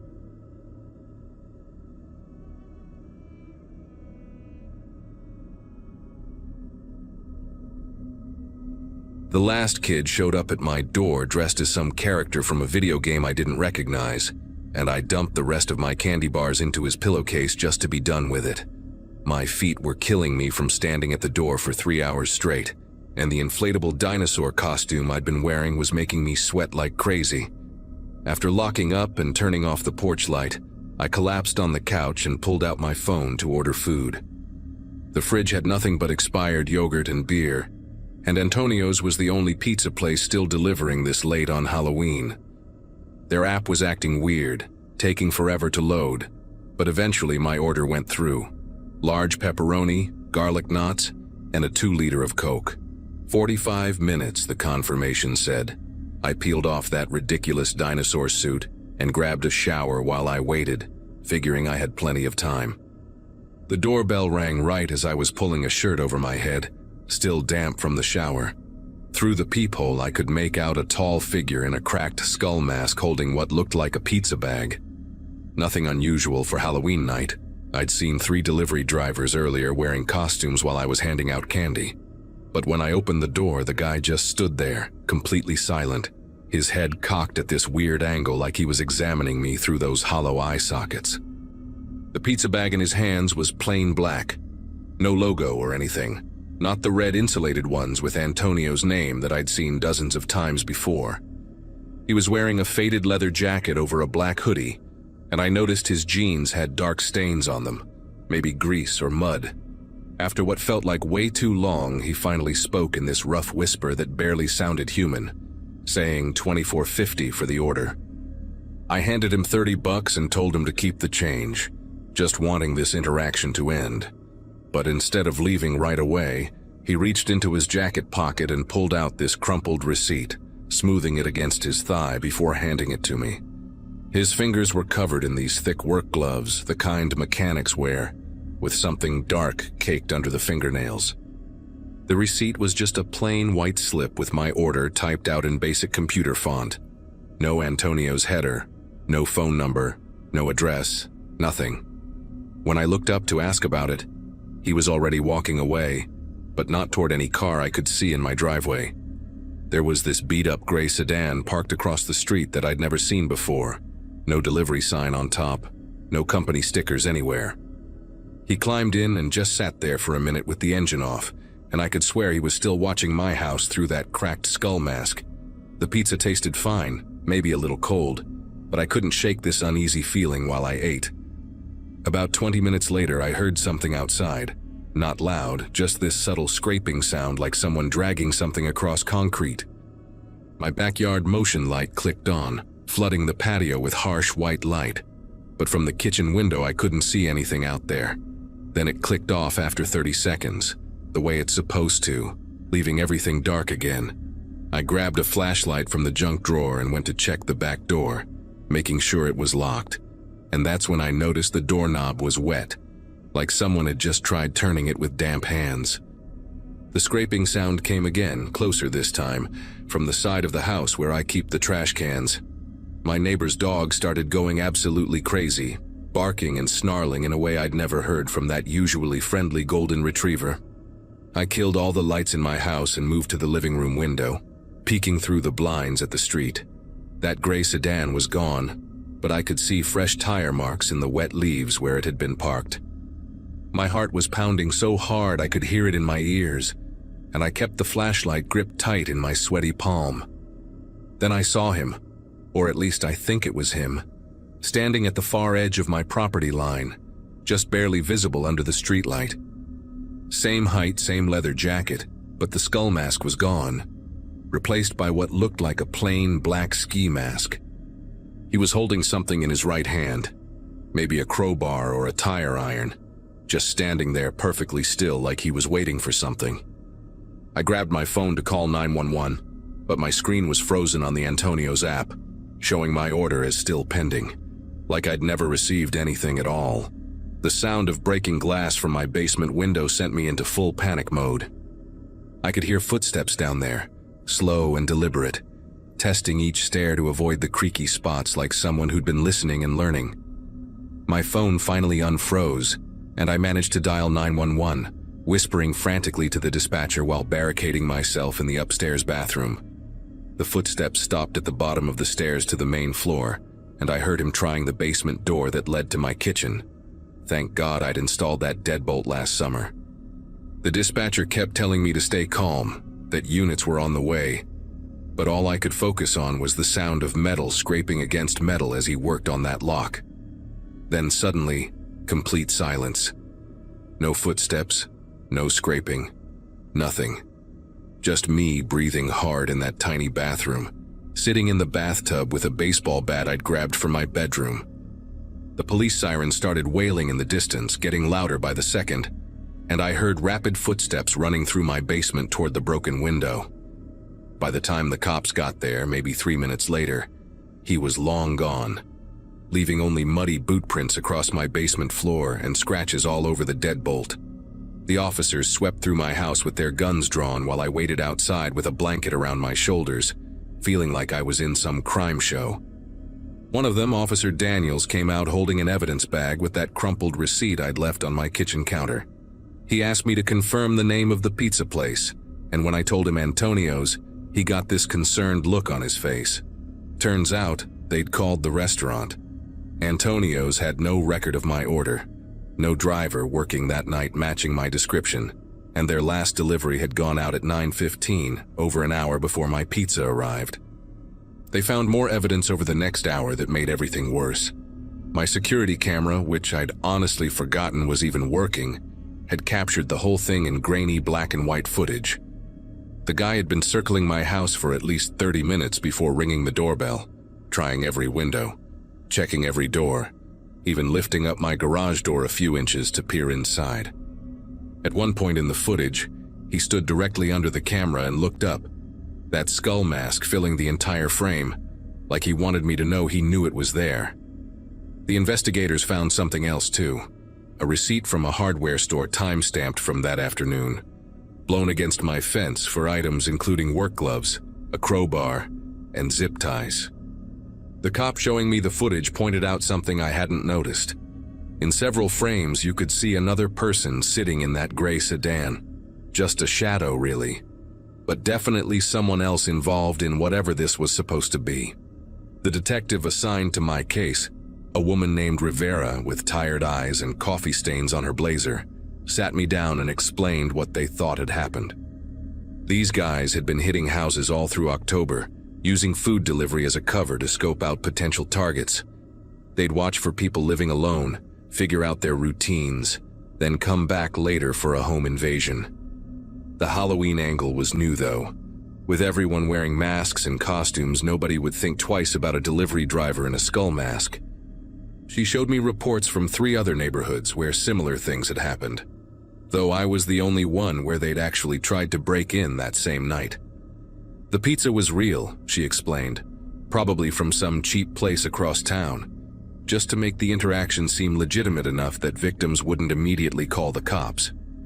What really got to me was when she mentioned they'd found similar boot prints at another house 2 streets over, where an elderly man had ordered Chinese food around 8 that same night. Officer Daniels came back with more questions and a laptop showing mugshots, asking if any of the faces looked familiar. But how could I tell when the guy never took off his mask? They had me walk through everything 3 more times, and each telling made me remember new details. The way he tilted his head when studying my house, how his breathing sounded labored through the mask, the chemical smell coming off his clothes like motor oil mixed with something else. Around 2 in the morning, after they'd photographed everything and taken the receipt as evidence, Rivera told me they'd be increasing patrols in the area, but suggested I might want to stay somewhere else for a few nights. My sister lived 40 minutes away in Terre Haute, and I called her from the police station parking lot, my voice shaking as I tried to explain why I needed to crash at her place without completely freaking her out about what had just happened. I stayed at my sister's place for a week, barely sleeping, jumping at every doorbell and delivery truck that passed by. When I finally went back home, I installed a new security system with cameras covering every angle, motion sensors that could detect a mouse, and one of those video doorbells that lets you see who's there from your phone. The police never caught those guys, at least not that they told me about, but the break-in stopped after Halloween, just vanished like they'd never happened. Rivera called me 2 weeks later to say they'd found the gray sedan abandoned in a parking garage downtown, completely cleaned out except for a stack of fake receipts from various restaurants and a box of those cheap skull masks you can buy at any costume shop. The worst part was finding out from my neighbor months later that he'd seen someone in his backyard that same night, trying his shed door, but figured it was just drunk teenagers playing Halloween pranks and didn't call anyone about it. Even now, years later, I don't order delivery to my house anymore. I always pick it up myself or meet drivers at the gas station down the street where there are lights and cameras everywhere. Every Halloween when the doorbell rings, even when I can see it's clearly just kids in superhero costumes, my chest gets tight and I have to take a deep breath before opening the door. The detective was probably right about it being some organized crew that moved on to another city, but sometimes I wonder if that guy in the skull mask drives past my house occasionally, remembering the one that got away, maybe waiting for me to let my guard down and order another pizza on some random night.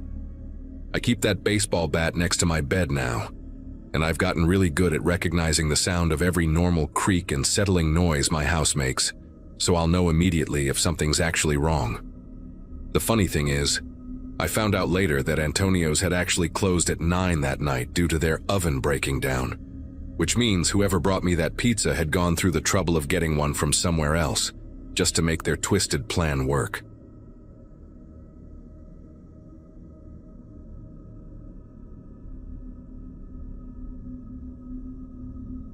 It was one of those chilly late October evenings when the air smelled like wet leaves and pumpkin candles. My parents were both working the night shift that Halloween, so it was just me and my little brother Caleb.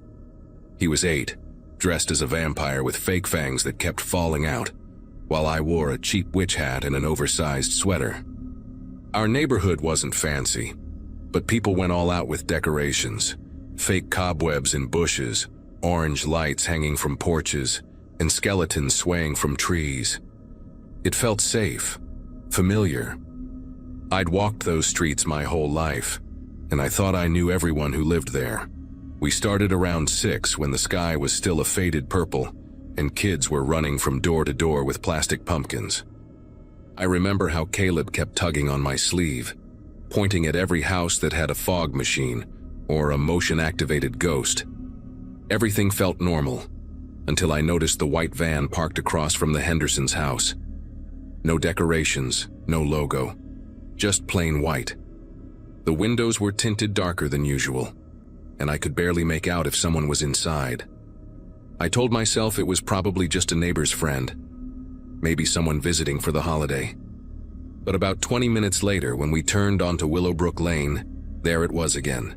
Same white van, same spot near the corner.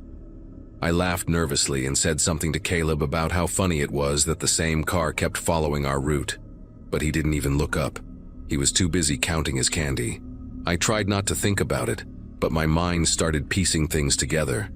The van hadn't passed us yet. Somehow it always ended up one street ahead. I told myself I was being paranoid, that maybe there were 2 vans that looked alike.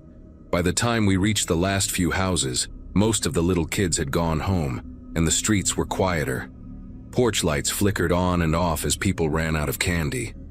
That's when I saw the van again, parked halfway down Birchwood Court, its headlights off. It was angled slightly toward us, like it had stopped mid-turn. I held Caleb's hand tighter and said we were heading home. He groaned, saying he still wanted to hit just one more house, but I didn't answer. Something about that van, the stillness of it, the way it seemed to wait, made the back of my neck sting with cold air. When we reached our house, the porch light was still on, and I felt this wave of relief wash over me. Caleb ran ahead, already planning to dump his candy on the living room floor. I glanced back one last time before stepping inside, and the van rolled slowly past the corner, its headlights off again. It didn't stop, didn't speed up, just drifted by like it was scanning the neighborhood. I stood there until it disappeared behind the trees, pretending to check my phone so Caleb wouldn't see I was nervous. Dad came home not long after. He's the kind of person who keeps everything organized, from our bills to the neighborhood watch schedule. I told him about the van right away, expecting him to brush it off, but instead he frowned and went straight to his laptop. Our neighborhood has a shared camera system. Every few houses, someone has a motion-activated feed connected to a shared network. Dad started pulling up footage from earlier that evening, clicking through the timestamps as I stood beside him. The footage was grainy, but clear enough. We saw the van the first time, parked near the Hendersons. Then again on Willowbrook Lane. Again on Birchwood Court. Each time it stopped for several minutes, lights off, before moving to the next street. Dad zoomed in on the license plate, but it was too blurry to read. He replayed one clip in slow motion, and we both saw a shadow inside the driver's seat. Someone tall, wearing what looked like a baseball cap. No movement, just sitting there waiting. Dad called the non-emergency police line, gave them the footage, and they said they'd send someone to check it out. While he was on the phone, I went to Caleb's room to tell him everything was fine, but when I looked out his window, I saw the van again, parked 3 houses down. This time, the headlights were on, faintly glowing against the pavement. The figure inside wasn't moving, but I could tell whoever it was facing our house. I shut the blinds without saying a word. The police arrived about half an hour later, 2 officers in uniform who walked the street with flashlights. By then, the van was gone. They took Dad's statement, copied the footage onto a USB drive, and told us they'd file a report. One of them said something about how Halloween nights always attract weird traffic, but I could tell from the look they exchanged that they took it seriously. They left their card and promised to follow up. That night, I barely slept. Every time a car passed, the sound of tires on wet asphalt made me sit up and check the window. The next morning, the neighborhood group chat was full of messages. 3 different parents had seen the same van. One said it had stopped outside their driveway while their kids were out front. Another claimed the driver rolled down the window and called something out before speeding off. People started sharing their own camera footage, and by noon, the van had been spotted across several streets. A few of the recordings even showed it stopping near kids walking alone. None of us could make out the driver's face. 2 days later, Dad got a call from a detective. They confirmed the van matched the description of one used in an attempted child abduction 2 towns away. Same make, same dented rear door, same partial license plate. They said the suspect hadn't been caught yet but was being tracked. When Dad told me, I remember sitting at the kitchen table, staring at Caleb's candy bucket still half full, realizing how close we might have been to something terrible. It's the kind of thing you never expect to touch your family until it does. Even now, years later, every Halloween feels different. I still walk Caleb, well, not so little anymore, around the block. But I catch myself scanning every car that passes. I know most people out there are harmless, just living their lives. But that night taught me something I can't unlearn. Sometimes the real monsters don't wear masks, and they're not inside haunted houses. They're parked quietly on the corner, waiting for you to stop paying attention.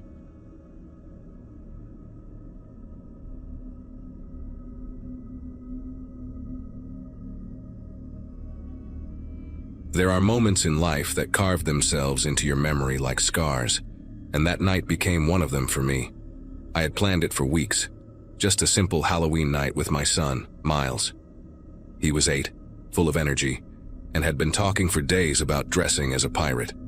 We lived in a quiet suburb where everyone knew each other, the kind of place where people waved from their driveways and kids rode their bikes until the streetlights came on. I remember tightening the strap of his plastic sword before we left, his small hands clutching the candy bucket shaped like a pumpkin. The air smelled like wet leaves and cheap fog machine smoke. Every porch flickered orange, and the whole neighborhood glowed with that soft excitement only Halloween brings. We walked house to house, laughing when Miles tripped over his costume or shouted "thank you" through his plastic mask. He was proud of how heavy his bucket had gotten. At some point, we joined a small group of families moving down the main street. Kids darting between lawns, parents chatting behind them. Everything felt safe, almost too perfect. It happened when we reached the corner house with the strobe lights and fake tombstones. I turned to greet one of the neighbors, a man I'd seen walking his dog a few times. And in that brief turn, Miles was gone. I called his name, expecting him to pop out from behind a bush or jump scare me like he loved to do. When he didn't answer, the laughter around me blurred into background noise. I checked the yard, then the sidewalk, then ran toward the end of the street. He was nowhere. His candy bucket lay tipped over near the curb, candy scattered across the wet grass. I started asking around, parents, kids, anyone. Most of them shook their heads, saying they hadn't noticed him wander off. But one woman mentioned seeing a firefighter leading a little boy toward a white SUV. She thought it was just a parent helping their kid get home early. I ran down the block, searching for the vehicle, but the street was crowded, headlights flashing everywhere. By the time the police arrived, the neighborhood had gone quiet, and the house where we'd stopped, the one with the fake tombstones, had its lights off. The officers asked me to describe exactly what I saw, and I kept repeating the same useless details: the flashing strobe lights, the fake fog, the sound of kids laughing. I pointed to the house, insisting that was where we had been standing. But when they checked, the place looked completely different. The decorations were gone, the porch was dark, and the windows were covered with wooden boards that looked like they had been there for years. I remember standing there completely confused, as if the whole setup had been erased in minutes. The officer shone his flashlight on the ground where Miles's candy had spilled, and the reflection of the wrappers looked almost metallic under the beam. They questioned every neighbor on that street, but nobody could say who lived in that house. One man swore it had been vacant since he moved there, and another said it used to belong to an elderly couple who'd passed away years ago. No one had seen anyone move in or out recently. When they pulled up property records, there wasn't even a registered address matching that spot anymore. It was just listed as a lot, with no dwelling number. The more the police checked, the more everything stopped making sense. I stayed out until dawn, calling his name until my voice cracked. Every shadow looked like him for a second. Every distant laugh made my heart leap. The officers promised to keep searching, but as the days passed, their updates became shorter, less hopeful. They found no tire marks matching an SUV, no security footage that captured a firefighter costume, and no candy wrappers from the brand Miles loved near the area where I found his bucket. It was as if the night had swallowed him whole.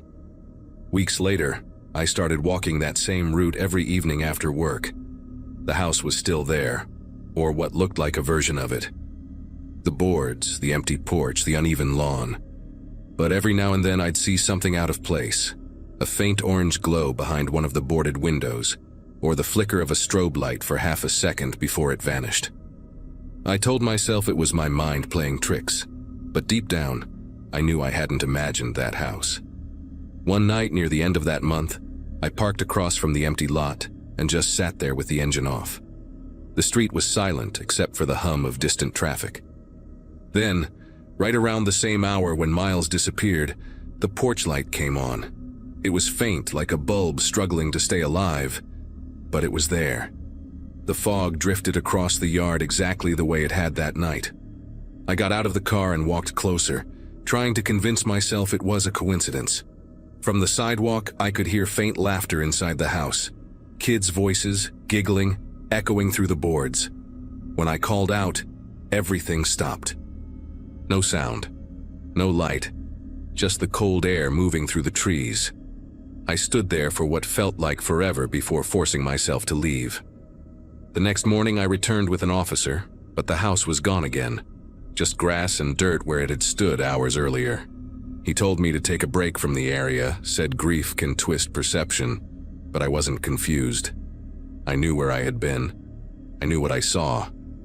Months later, a neighbor I barely knew slipped a small object into my mailbox. A plastic pirate sword, broken near the handle. The same cheap kind I had tightened for Miles that night. No note, no explanation. I called the police, but they couldn't trace who left it. They said maybe it was someone's idea of a cruel prank. I stopped pushing after that. I stopped talking about it altogether. It has been years now, and Halloween still makes me uneasy. Every October, I think about that flickering porch light and the laughter behind those boarded windows. Sometimes I drive through the old neighborhood, half hoping to see that house again, half dreading it. No one ever found Miles, and no one ever found that white SUV. But some nights I swear I can still hear his voice, faint and distant, calling from somewhere down that same street, asking if we can visit just one more house.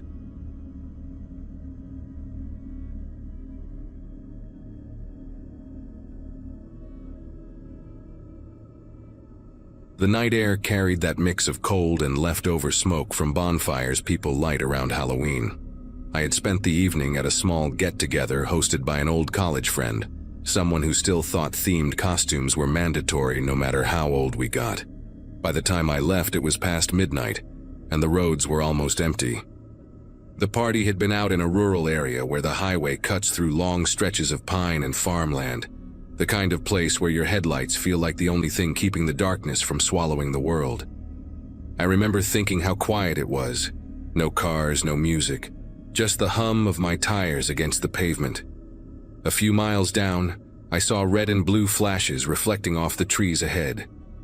My first thought was that there'd been an accident or maybe a drunk driving checkpoint since it was Halloween night.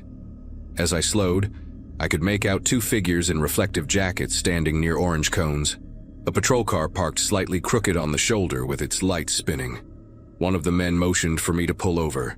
His hand movements were quick, almost impatient, and I remember how oddly close the other figure stood to him, not really doing anything, just watching.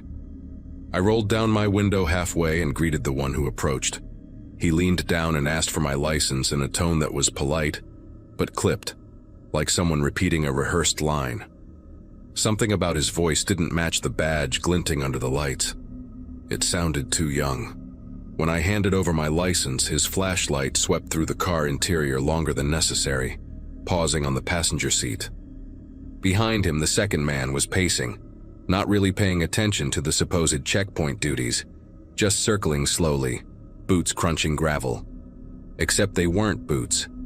When he stepped closer, the reflective light caught white sneakers. That small detail sank in slower than it should have. I glanced at the patrol car again, noticing how its paint looked duller, like an old vehicle that had been resprayed. The markings seemed slightly off, too close together. My nerves prickled and I started to ask which department they were from, but before I could finish, headlights appeared in my rearview mirror. Bright, steady, moving fast. A second later, the sound of a real siren cut through the night. The man holding my license froze for a second, then suddenly turned and shouted something I couldn't make out. Both of them bolted toward the tree line, disappearing into the woods, as the new cruiser rolled up behind me. The real officer who stepped out of the cruiser was older, with a calm expression that didn't match the chaos I'd just witnessed. He asked me to keep my hands visible, and then approached cautiously, flashlight steady. I told him what had happened, how two men had stopped me and taken my license before running off. He immediately called something into his radio and told me to stay in the car. More patrol cars started arriving within minutes, their lights bouncing off the trees like some kind of eerie warning. One of the officers shined a light into the woods, revealing a narrow trail of footprints heading downhill toward a creek. When they found my license, it was lying near the cones half buried in the gravel, along with a few others. There were at least 5 IDs scattered around, a pair of zip ties, and what looked like an imitation badge.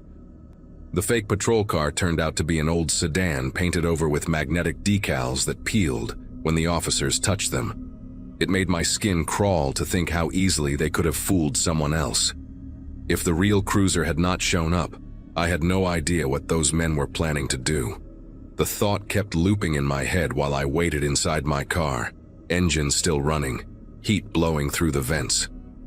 They asked if I could describe the men, but all I could really say was that one was tall with a shaved head, and the other had a heavy build, wearing that ridiculous pair of sneakers.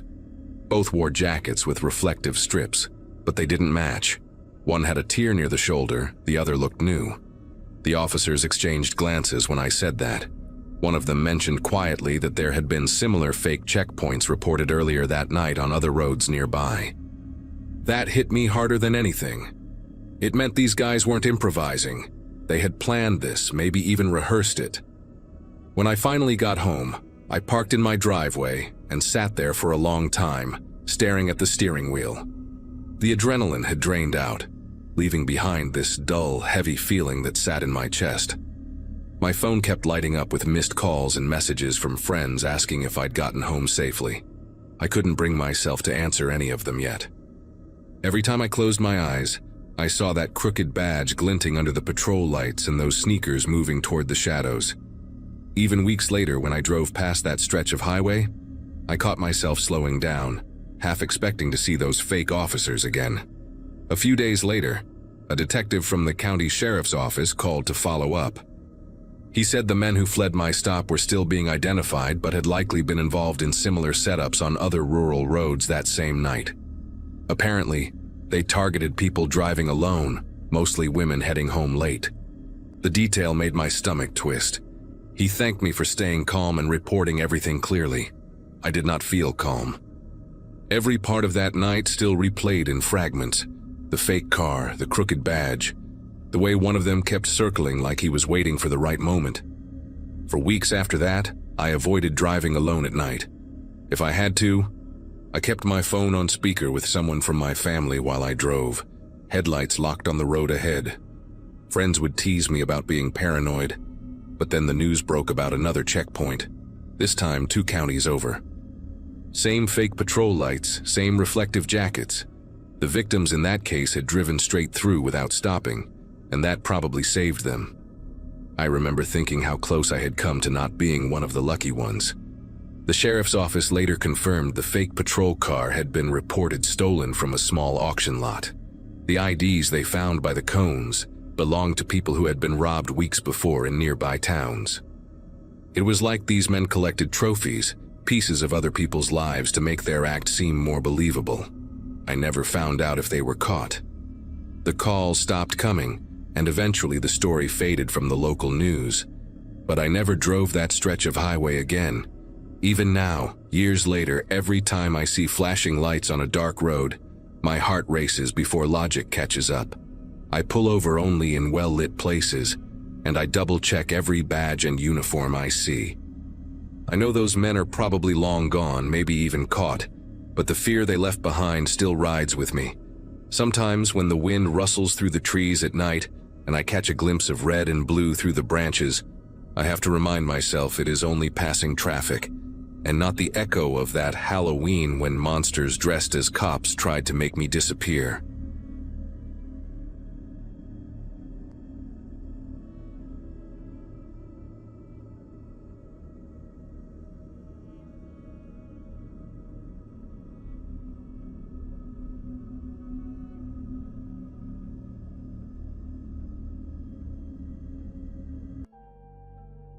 Hello everyone. Before we start, make sure to like and subscribe to the channel, and leave a comment with where you're from and what time you're watching. That way, YouTube will keep showing you stories just like this one. Now, let's begin.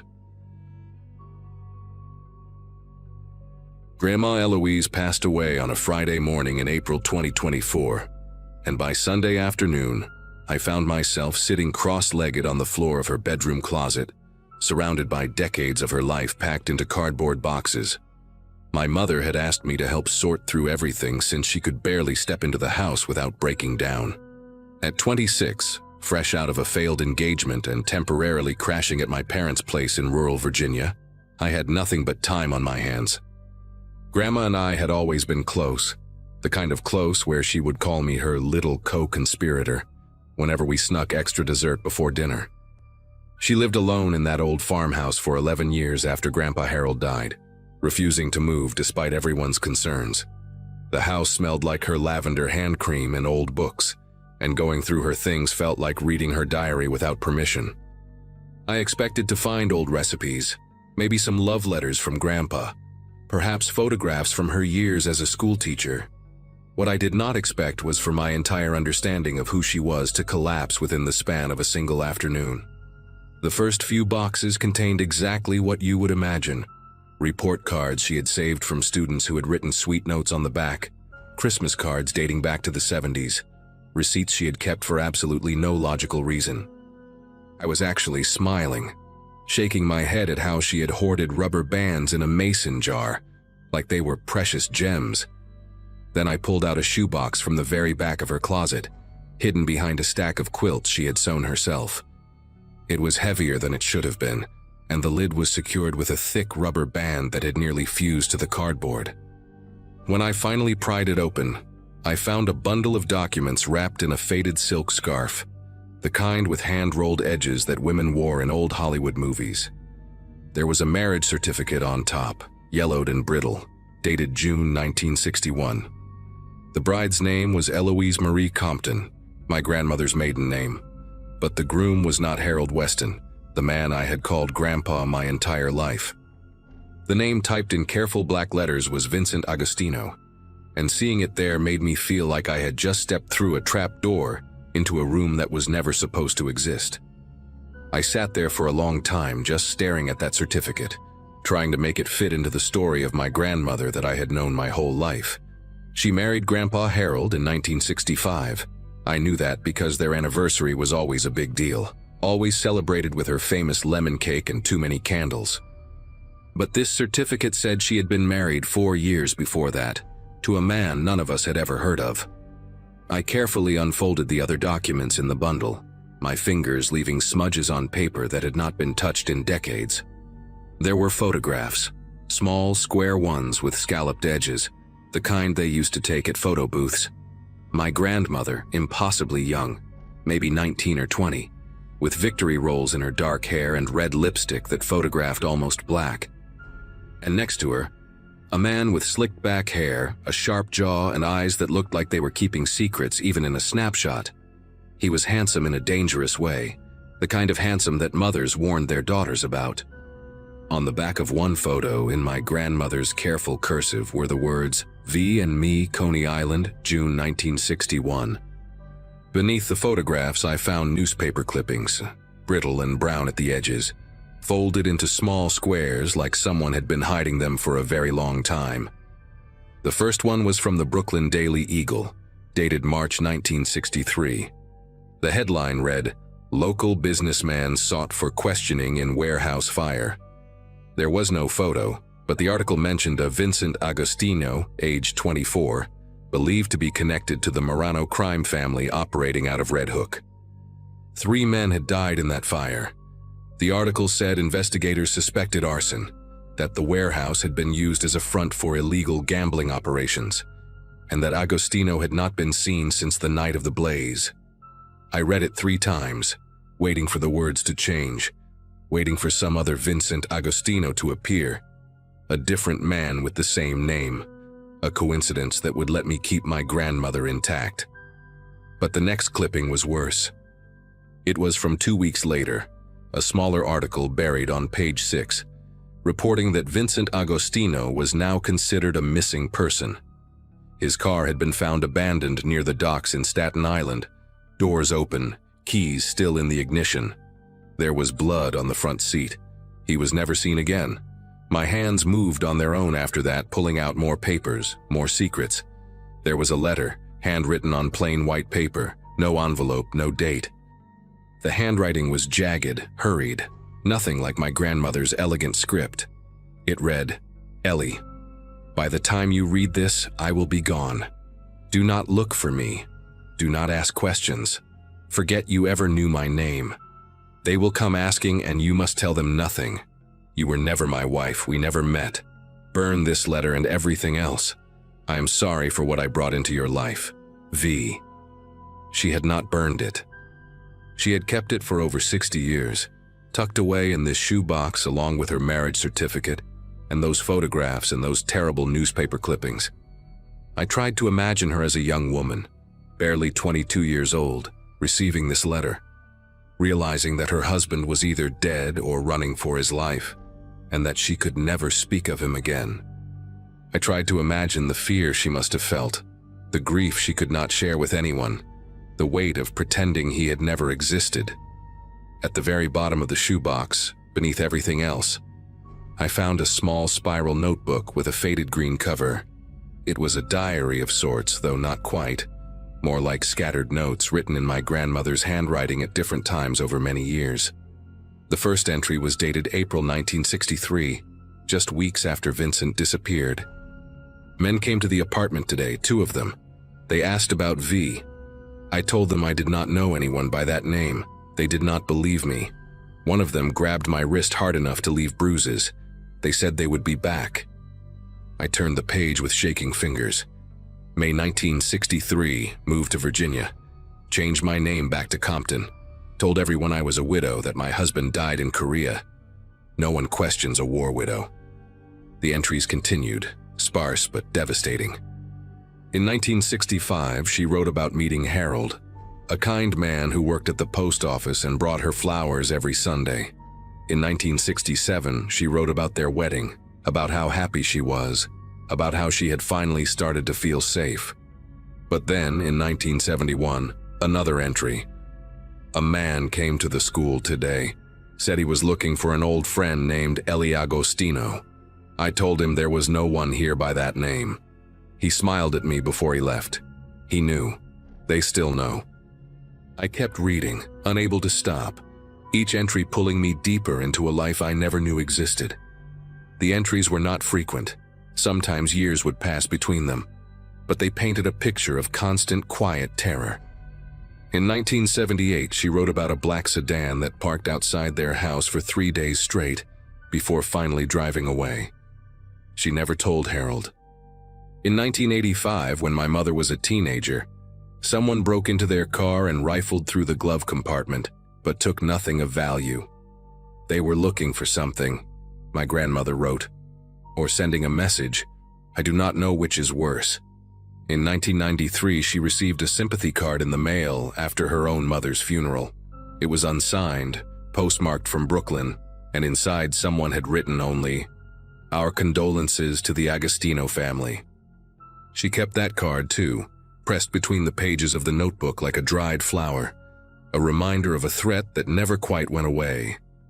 I realized then that my grandmother had spent her entire adult life looking over her shoulder, waiting for the past to finally catch up with her.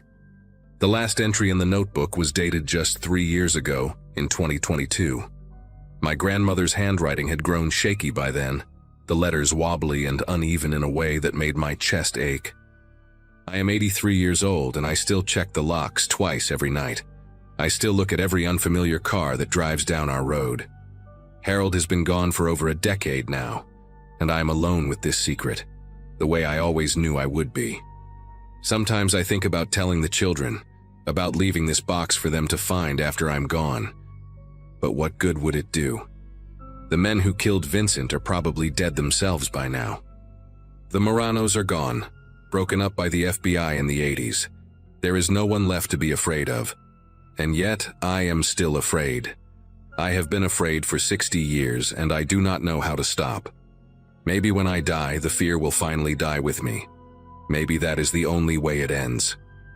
I closed the notebook and pressed it against my chest, and I sat there in my dead grandmother's closet and cried for the terrified young woman she had been, and for all the years she spent carrying this weight alone.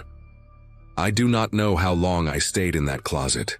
The light coming through the bedroom window had shifted from afternoon gold to the soft gray of early evening by the time I finally pulled myself together. I put everything back in the shoebox, the certificate, the photographs, the clippings, the letter, the notebook, and I carried it downstairs to the kitchen table. My mother was coming back the next morning to continue sorting through things, and I had a decision to make. Did I tell her? Did I show her this box and watch her entire understanding of her own mother collapse the way mine had? Grandma Eloise had kept this secret for over 60 years. She had protected her family from this knowledge, had borne the weight of it alone so that they would never have to be afraid the way she was afraid. Part of me wanted to honor that sacrifice, to take this box out to the backyard and burn it the way Vincent had asked her to do all those years ago. But another part of me, a louder part, needed to know more. I needed to understand what had really happened to Vincent Agostino, and whether the threat my grandmother feared her whole life had ever been real at all. I spent that night at the kitchen table with my laptop, falling down a rabbit hole of old newspaper archives and genealogy websites and true crime forums dedicated to organized crime in mid-century New York. The Morano family had been real, a small but violent outfit that operated out of Brooklyn from the late 40s until the FBI dismantled them in 1987. They were known for gambling, loan sharking, and arson for hire. Vincent Agostino's name appeared in a few digitized court documents from the era, listed as a known associate, but never formally charged with anything. His disappearance in March 1963 was mentioned in a true crime book about unsolved mob murders that someone had excerpted on a forum. The author speculated that Vincent had either been killed by the Moranos for skimming money, or that he had been an informant who was eliminated before he could testify. Either way, his body was never found. There was no closure, no resolution, just a young man who walked into the fog of history and never came back. And my grandmother, barely out of her teens, had been married to him for less than 2 years before he vanished. She had spent the rest of her life waiting for the people who killed him to come for her too. Around 2 in the morning, I found something that made me sit back in my chair and stare at the screen for a long time. It was a photograph in a digitized FBI file from the Morano investigation, released decades later under the Freedom of Information Act. The image was grainy, black and white, showing a group of men standing outside a social club in Red Hook sometime in the early 60s. Most of the faces were labeled with names I did not recognize, soldiers and associates long dead or imprisoned. But in the corner of the frame, partially cut off, was a young man in a dark coat looking directly at the camera. The label beneath him read, V. Agostino, unconfirmed. I zoomed in as much as the resolution would allow, and even through the blur of age and pixels, I recognized the sharp jaw, the slicked back hair, those eyes that seemed to be keeping secrets. It was him. It was really him. My grandmother had married that man, had shared a bed with him, had probably loved him in the desperate way young people love before they understand what love costs. And he had walked away from her into a world of violence and shadows and never come back. I decided that night to keep the shoebox. I did not burn it, and I did not show it to my mother. Not right away, at least. Instead, I put it in the trunk of my car and drove back to my parents' house, and I spent the next few weeks trying to figure out what to do with the weight of what I had learned. Eventually, I did tell my mother. I waited until a quiet Sunday afternoon when my father was out golfing, and I sat her down at the kitchen table and opened the box in front of her. She cried, of course. She asked questions I could not answer. She looked at the photographs of her mother as a young bride and said she did not recognize the woman in them. But she also said something that has stayed with me ever since. She said, "All those years I thought she was just anxious. I thought she was paranoid about nothing. But she was protecting us. She was carrying all of this so we would never have to. We decided together to keep the secret within our immediate family.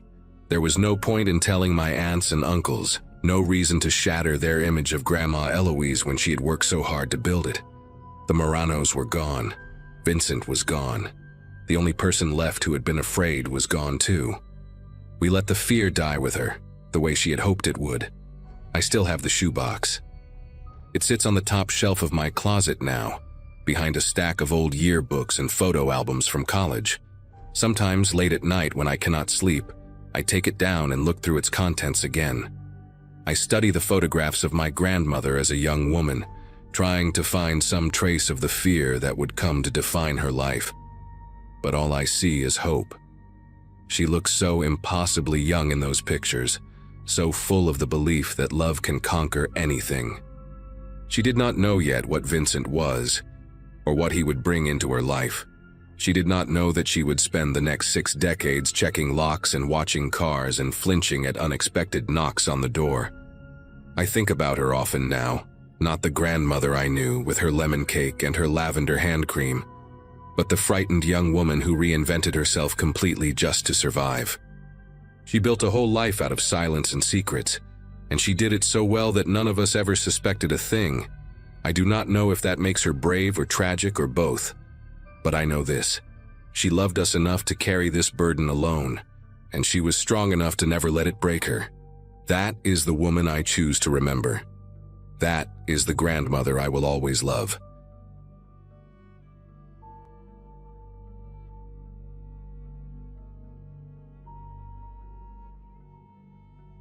A cream-colored envelope changed everything, though I did not know it yet when I pulled it from the mailbox 5 days after we buried Dad. March 2017 had been the worst month of my life up to that point. My father died of a heart attack in his recliner, alone in the Rochester apartment where he raised my sister and me after our mother walked out. I was 24, working at a small accounting firm downtown, and my sister Tessa had just turned 22, still finishing her nursing degree while pulling night shifts at an assisted living facility. We were broke, grieving, and completely unprepared to handle the logistics of death. Dad never talked about what he wanted for a funeral, never talked about money, never talked about anything personal really. His past was the one subject guaranteed to make him leave the room. Grandparents, aunts, uncles, cousins, none of them existed as far as we knew. He raised us like he had appeared from nowhere, a man without a history, and we stopped asking questions years ago because the silence that followed hurt too much. The letter inside that envelope came from Scottsdale, Arizona, written in elegant cursive on thick stationery that smelled faintly of lavender. A woman named Lorraine Prescott claimed to be our grandmother, our father's mother, someone whose existence he had hidden from us our entire lives. She wrote that she and her husband Donald had been searching for us for years, that our father cut off all contact when he left home decades ago, and they never understood why. She found out about his death through an obituary search online, and her letter overflowed with grief and regret and desperate hope. At the bottom, she included a phone number and a photograph of two silver-haired people standing in front of a beautiful Adobe-style house surrounded by desert flowers. I remember holding that photo in the dim kitchen light, boxes stacked around me, searching their faces for something familiar. The woman had Dad's jaw, that same stubborn set to it. The man had his forehead, broad and lined. Tessa came up behind me and looked at the picture without saying anything for a long time. We had family out there, real family, and they wanted to know us. Tessa was the one who called them first. She always had more courage than me, more willingness to take risks, and I think the grief made her hungry for connection in a way I did not fully understand at the time. Lorraine answered on the second ring and immediately started crying, this soft, broken sound that made my sister tear up too. They talked for almost an hour that first night, while I sat on the couch pretending to sort through old bills, listening to Tessa describe our childhood, our father, the life we had lived without knowing they existed. Lorraine sounded warm and gentle, asking questions about our jobs, our health, our dreams for the future. She kept saying how much we sounded like our father, how happy she was to finally hear our voices. By the time Tessa hung up, she was convinced these were good people who had been wronged by a son who refused to forgive whatever happened between them. I wanted to believe it too. We were orphans now, both parents gone, and the idea of grandparents felt like a life raft in the middle of a dark ocean. Over the following weeks, the phone calls became a regular occurrence, sometimes with Lorraine, sometimes with Donald, occasionally with both of them on speakerphone. They asked about everything, our favorite foods, our allergies, whether we had any health problems growing up. Lorraine mentioned that heart disease ran in the family and urged us to get checkups, said she worried about us now that our father was gone. Donald talked about his own health struggles, a kidney condition that required dialysis 3 times a week, and how grateful he was for modern medicine. They offered to help with our father's remaining debts, sent a check for $5,000 that arrived in a padded envelope with another handwritten note. We deposited it feeling guilty and relieved at the same time. When they invited us to visit them in Arizona for a week, all expenses paid, Tessa accepted before I could even think of a reason to hesitate. Part of me felt uneasy, a small voice asking why Dad had cut these people off so completely, but I pushed it down. I told myself he was just a difficult man who held grudges. I told myself we deserved this chance at having a family again. We flew into Phoenix on a Friday afternoon in late April, and Donald picked us up at the airport in a silver Mercedes that still had that new car smell. He was thinner than he looked in the photograph, his skin carrying a grayish tint that I now recognize as the pallor of someone whose kidneys are failing. But his handshake was firm and his smile seemed genuine, crinkling the corners of his pale blue eyes as he loaded our bags into the trunk. Lorraine was waiting at the house with a spread of food that could have fed 10 people. Homemade lasagna and fresh bread, and a chocolate cake she said was our father's favorite when he was a boy. Their home was even more beautiful than the picture suggested, all terracotta tiles and high ceilings and windows that looked out onto the desert mountains. They had prepared a guest room for each of us, decorated with fresh flowers and soft towels and little baskets of toiletries. Everything felt too perfect, like a movie set designed to make us feel welcome, but I chalked it up to wealth and eagerness. These people had money and they wanted to impress the grandchildren they had never met. The first 2 days were wonderful, or at least they seemed that way on the surface. Lorraine took us shopping and bought Tessa a turquoise necklace that cost more than my monthly rent. Donald showed us his vintage car collection in the garage, 5 gleaming vehicles that he polished himself every Sunday morning. They told us stories about our father as a child, how he loved baseball and hated vegetables, how he used to build model airplanes in his room for hours. I learned that he had a dog named Chester who died when he was 12, and that he cried for a week straight. These details made me ache for the man I had lost, and also made me angry at him for keeping this from us. On the second night, Donald mentioned casually that he had scheduled us appointments at his personal physician's office for Monday morning. Just routine checkups, he said, since we were in town and it was important to know our family medical history. He would cover the cost, of course. Lorraine nodded and added that the doctor could run some blood work, check our kidney function and liver health, make sure we were in good shape. Tessa thanked them without hesitation.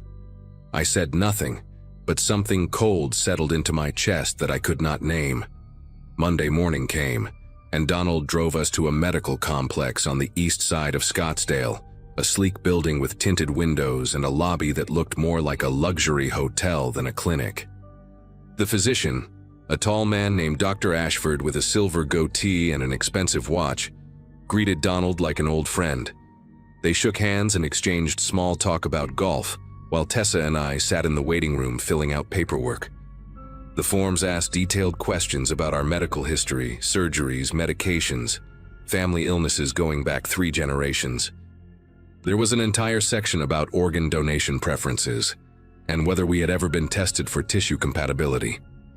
I stared at those words for a long time, my pen hovering above the page. When I asked the receptionist why they needed this information for a routine checkup, she smiled and said it was standard procedure, nothing to worry about. Dr. Ashford called us back one at a time. He examined me thoroughly, more thoroughly than any doctor ever had, checking my blood pressure, listening to my heart, pressing on my abdomen with cold fingers. He drew 6 vials of blood and asked me to provide a urine sample. Before I left, he mentioned that he wanted to schedule an ultrasound of my kidneys for later in the week, just to establish a baseline for future reference.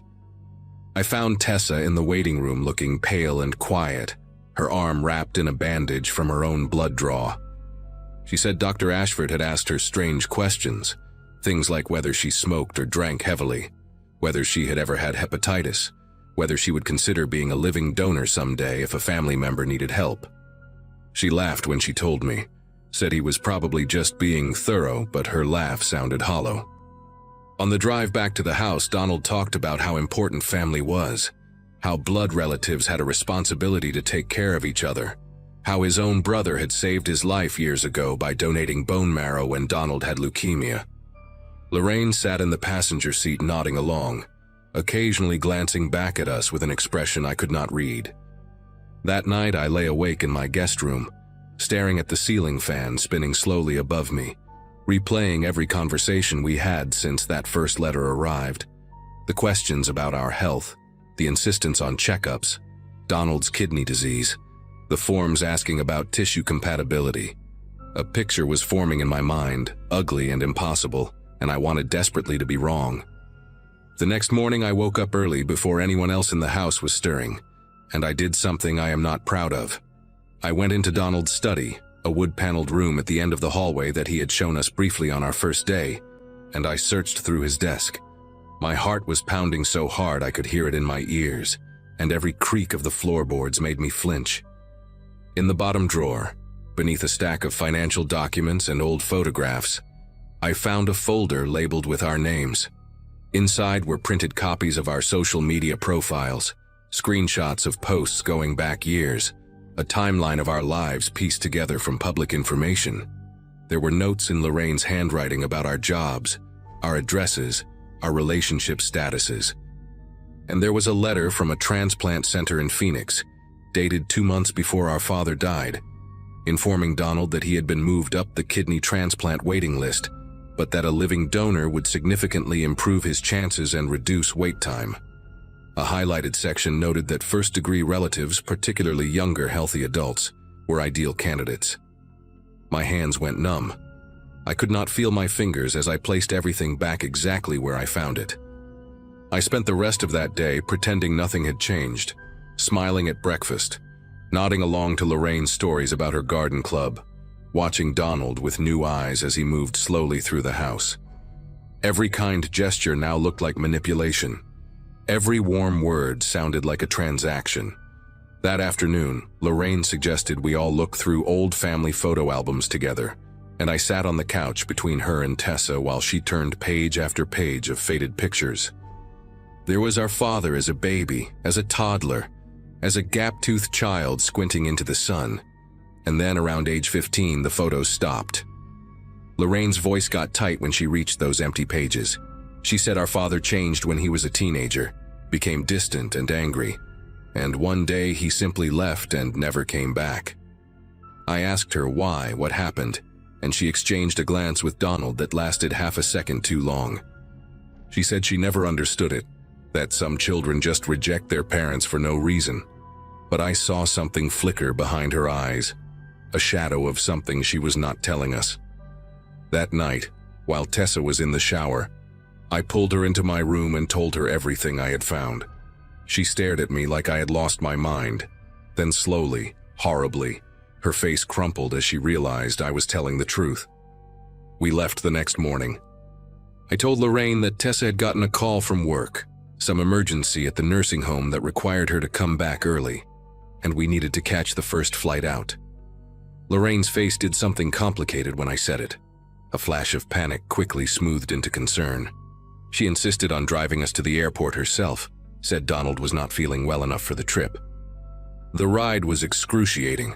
40 minutes of small talk and strained silences while my sister gripped my hand so tight I thought she might break my fingers. At the terminal, Lorraine hugged us both and told us she loved us, that she hoped we would come back soon. That family was the most important thing in the world. Her perfume smelled like lavender, the same scent from that first letter, and it made my stomach turn. As we walked through the sliding doors into the airport, I glanced back and saw her standing by the car, watching us with an expression that haunts me still. It was not sadness or disappointment. It was calculation, the look of someone already planning their next move. We did not speak until we were past security, and then Tessa started crying and could not stop for the entire flight home. We never went back to Arizona. We never answered another phone call from that Scottsdale number.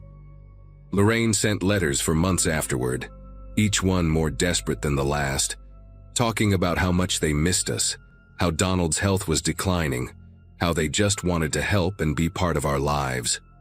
One letter mentioned that Dr. Ashford had called with our test results and wanted to discuss them with us urgently.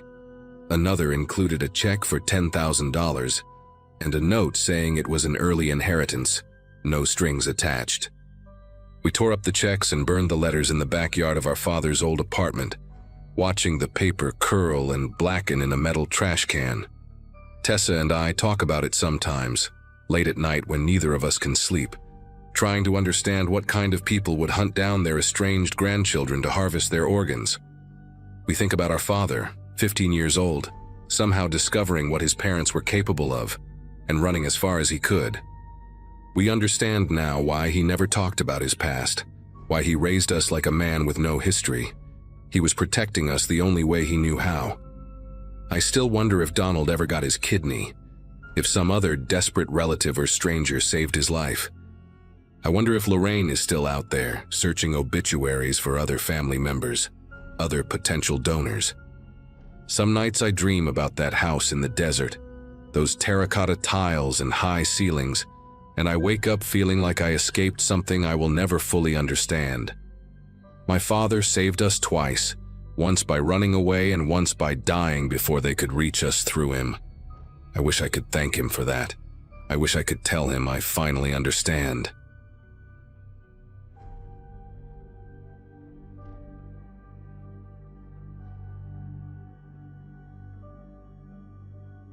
Nobody in my family wanted to deal with Grandpa Warren's house after the funeral, so the job fell on me.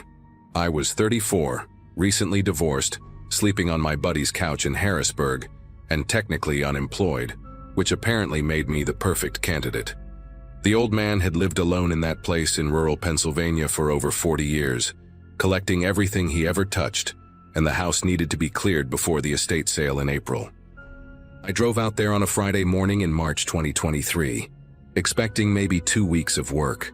The house smelled exactly like I remembered from childhood visits, that mix of old wood, mothballs, and something faintly metallic that I always associated with the basement. Same floral wallpaper in the kitchen, same grandfather clock in the hallway that had been stuck at 3:47 for as long as I could remember. Started upstairs with the easy stuff, clothes and books and old photo albums, but I knew the basement was going to be the real nightmare. Everyone in the family knew about that basement. Grandpa had been shoving things down there since the early 80s. I spent the first 2 days just creating walkways through the mess. Broken furniture, dead appliances, towers of magazines and newspapers that reached the ceiling in some spots.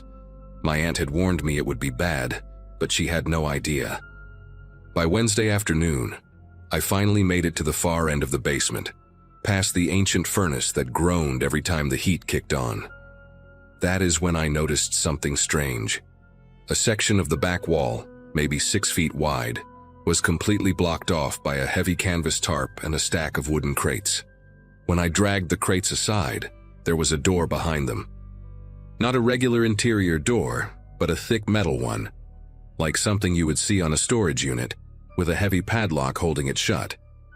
The lock was old but solid, no rust on it at all, which meant someone had been maintaining it. I went upstairs and searched through Grandpa's desk for almost an hour before I found a small brass key in an envelope. The envelope just said, "Storage," in his careful handwriting. I remember my palms were damp when I fitted the key into that lock. I figured it was probably valuables, maybe some antiques or cash he did not trust the banks with. I had no idea what I was about to walk into. The door swung open easier than I expected, and the smell hit me first. Not rot or mold, but something clinical, like rubbing alcohol mixed with old paper. I used my phone flashlight to find a pull chain, and when the bare bulb flickered on, I saw a room about the size of a single-car garage. The walls were lined with metal shelving units, the industrial kind you see in warehouses, and every shelf was packed with boxes. Cardboard file boxes, the type you buy at office supply stores, each one with a white label on the front. The labels had dates on them. That was the first thing I noticed. Dates going back decades. 1987, 1991, 1994, 2003, 2011. They were not in order, just scattered across the shelves, but there had to be at least 30 or 40 boxes in there. In the center of the room was a wooden desk with an old lamp on it, the kind with the green glass shade, and a chair that looked like it had been sat in thousands of times. The seat cushion was worn down to almost nothing. I stood in that doorway for a long time, just trying to understand what I was looking at. My first thought was that Grandpa had been running some kind of side business, maybe tax stuff, or legal documents for people in town. That would have made sense. That would have been fine. I pulled down the first box I could reach, the one labeled 1994, and set it on the desk. Inside were file folders, maybe a dozen of them, each one thick with papers. I opened the first folder and found newspaper clippings. They were yellow and brittle, carefully cut out and preserved in plastic sleeves. The headlines made my throat tighten. Woman found dead near creek, no suspects. Police baffled by brutal slaying in Westmoreland County. Body discovered in wooded area. Investigation ongoing. Every clipping was about a murder. Unsolved murders. I flipped through the folder, and there had to be 15 or 20 articles in there. All from different newspapers, all from 1994, all about killings that were never solved. At the bottom of the folder, underneath all the clippings, there was a small Ziploc bag. Inside the bag was a silver bracelet with a charm on it, a little heart with the letter M engraved on it. I just stared at it. My brain was trying to come up with an explanation. Maybe Grandpa had been interested in true crime, like those people who follow cold cases as a hobby. Maybe he collected this stuff because he wanted to help somehow. But that bracelet, that was not a newspaper clipping, that was something real, something someone had worn on their wrist. I opened another folder from the same box, more clippings, more unsolved cases, and another Ziploc bag at the bottom. This one had a keychain in it, one of those cheap plastic ones with a photo holder. The photo inside showed a young woman with dark hair smiling at the camera. She looked like she was at a party or a barbecue, holding a red cup. I set it down and opened the next folder. A man's watch, silver band, stopped at 2:17. The next folder had a single earring, gold with a small green stone. Every single folder had something like this at the bottom. Personal items, things that belonged to people. I could feel my heart pounding so hard it was making my vision pulse. I pulled down another box, this one from 2003, and it was the same thing. Clippings about murders in different counties across Pennsylvania, sometimes from Ohio or West Virginia, and always those little bags with items inside. A wedding ring, a hair clip, a set of keys. I counted 8 boxes before I had to stop and sit down in that old chair. The seat was so worn that I could feel the wooden frame underneath. I sat there trying to breathe, trying to think of any explanation that did not lead where my mind was going. That is when I noticed the drawer in the desk. It was locked, but the same brass key from the envelope upstairs fit it. Inside were photographs, dozens of them, all Polaroids, the old kind with the white border. The first one I picked up showed a crime scene, yellow police tape, officers standing around, a shape on the ground covered by a white sheet. The photo had been taken from a distance, from behind a tree line, like someone was watching from the woods. I flipped to the next one. Another crime scene, different location, same angle. Someone standing at the edge, observing, photographing. There were at least 50 Polaroids in that drawer, and every single one was a crime scene photo taken from outside the official perimeter. Some of them showed the bodies before they were covered. I recognized one of the locations from a newspaper clipping I had just looked at, a wooded area near a creek in Westmoreland County. The article said the body was found by a hiker on a Sunday morning in September 1994. The Polaroid showed the same spot, the same body, but from an angle the police photos never would have captured. Whoever took these pictures had been there. They had been watching. I do not know how long I sat in that room. An hour, maybe more. My phone had died at some point and I had not even noticed. I went upstairs to charge it and splash water on my face, and that is when I saw the calendar on the kitchen wall.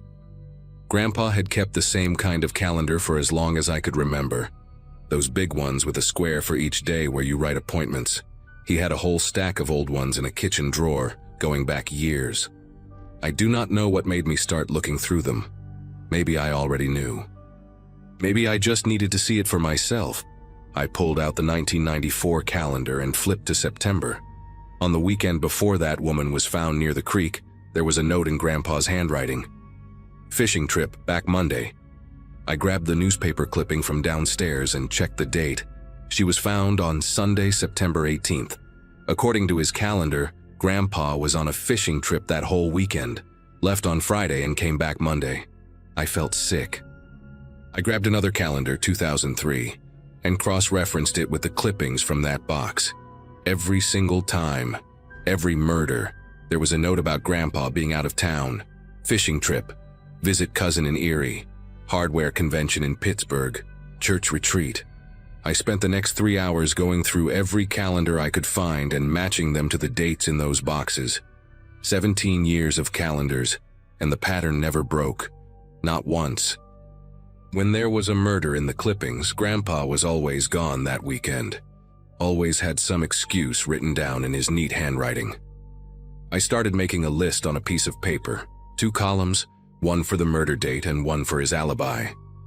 By the time I got to the bottom of the page, I had 23 entries, 23 unsolved murders across 3 states, 23 weekends where my grandfather was supposedly fishing or visiting family or attending some event. I thought about calling the police right then. I had my phone in my hand, thumb hovering over the keypad, but I did not. I could not. This was the man who taught me how to ride a bike, the man who took me to baseball games and bought me ice cream and sat with me when I had nightmares. I needed more. I needed to be absolutely sure before I destroyed his memory, before I told my mother that her father was a monster. So I kept digging. At the bottom of the desk drawer, underneath all the Polaroids, there was a leather notebook. The cover was cracked and worn, like it had been handled 1,000 times. I opened it and found page after page of handwritten notes, all in Grandpa's careful script, dates, locations, names. Some entries were just a few lines. April 14th, 1991. Route 30, rest stop near Greensburg. Female, late 20s, brown hair, blue Toyota in the parking lot, alone. Other entries were longer, more detailed. Physical descriptions, habits, what time someone left work or went jogging or walked their dog. I realized I was looking at surveillance notes. He had been watching these people, studying them, learning their routines. The notebook went on for over 100 pages, and not every entry had a corresponding newspaper clipping. Some of them were just notes, just observations, people he had watched but never acted on, or maybe people whose bodies were never found. I thought I was going to throw up. I actually leaned over the desk expecting it to happen, but nothing came up. My body just shook.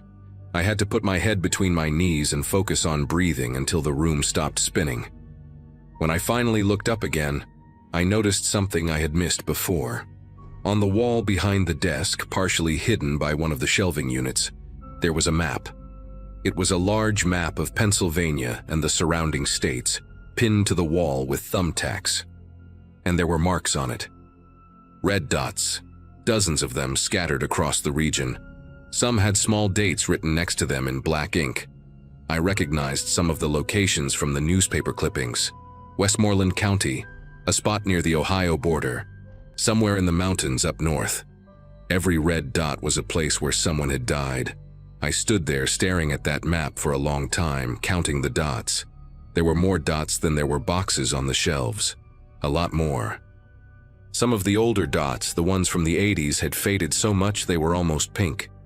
He had been doing this for decades, maybe since before I was born, maybe since before my mother was born. I thought about every family dinner, every Christmas, every Thanksgiving where Grandpa sat at the head of the table and carved the turkey and told jokes that made everyone laugh. I thought about the way he used to call me champ and ruffle my hair, how he smelled like pipe tobacco and peppermint.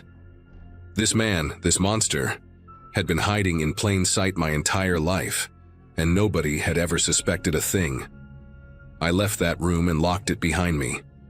I sat on the basement stairs for what felt like hours, just staring at the concrete floor, trying to figure out what to do. Part of me wanted to burn it all, drag those boxes outside, douse them in gasoline, and watch decades of horror turn to ash. Nobody would ever know. Grandpa would stay the kind old man in everyone's memory, and I would carry this secret until I died. But then I thought about those items in the Ziploc bags. The bracelet with the letter M, the keychain with the smiling woman, the wedding ring. Those belonged to real people. People who had families that never got answers, never got closure, spent years wondering what happened to their daughter or sister or wife. I could not take that from them. I could not let Grandpa win one more time. So I called the police. I sat on those basement stairs and dialed 911 and told the dispatcher that I had found something at my grandfather's house, something related to old crimes, and I needed someone to come look at it. The deputy who showed up probably thought I was crazy at first. Some guy rambling about boxes and murder clippings in a secret room. But then I showed him. I watched his face change as he opened those folders and saw the Polaroids and the map. He made some calls, and within 2 hours that house was full of state police and FBI agents. That was almost 2 years ago now. I am still not allowed to talk about the details of the investigation, but I can tell you what became public record. They matched items from those boxes to 14 unsolved murders across Pennsylvania, Ohio, and West Virginia. 14 families who finally learned what happened to their loved ones. The investigators told me there are probably more, cases from the 70s and early 80s where the evidence is too degraded to make a definitive connection. My mother stopped speaking to me after the story hit the news. She says I destroyed her father's memory for nothing, that I must have misunderstood what I found, that there has to be another explanation. There is not. I know what I saw in that room. I know what those calendars said. Some nights I still dream about that map on the wall, all those faded red dots spreading across 3 states like a disease. I think about the fact that he died peacefully in his sleep at 87 years old, surrounded by family, and never answered for any of it. I think about how I sat on his lap as a kid and he read me stories before bed. And I wonder how many other families out there have basements they have never looked in, with doors they have never opened, hiding secrets that would shatter everything they thought they knew.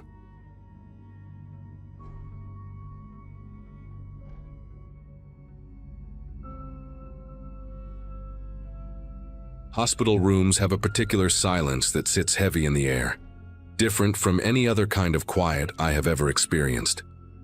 I learned that during my years as a nurse at St. Catherine Memorial in Harrisburg, Pennsylvania, but nothing prepared me for how that silence would feel when it was my own grandmother lying in the bed.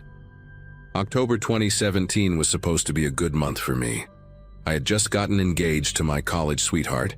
We were planning a spring wedding, and life seemed to be falling into place the way everyone always promised it would. Then my mother called at 6 in the morning on a Tuesday, her voice cracking, as she told me that Nana Ruth had collapsed in her kitchen, and the doctors were saying she might not have much time left. I drove 3 hours through rain so heavy I could barely see the road, my knuckles white against the steering wheel, praying to a God I was not sure I believed in anymore.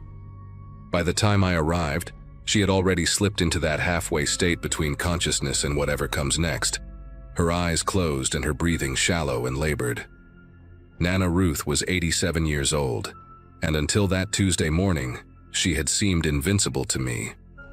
She still lived alone in the same farmhouse where she had raised my mother, still tended her vegetable garden every spring, still made her famous apple butter every fall, and sent jars of it to everyone in the family.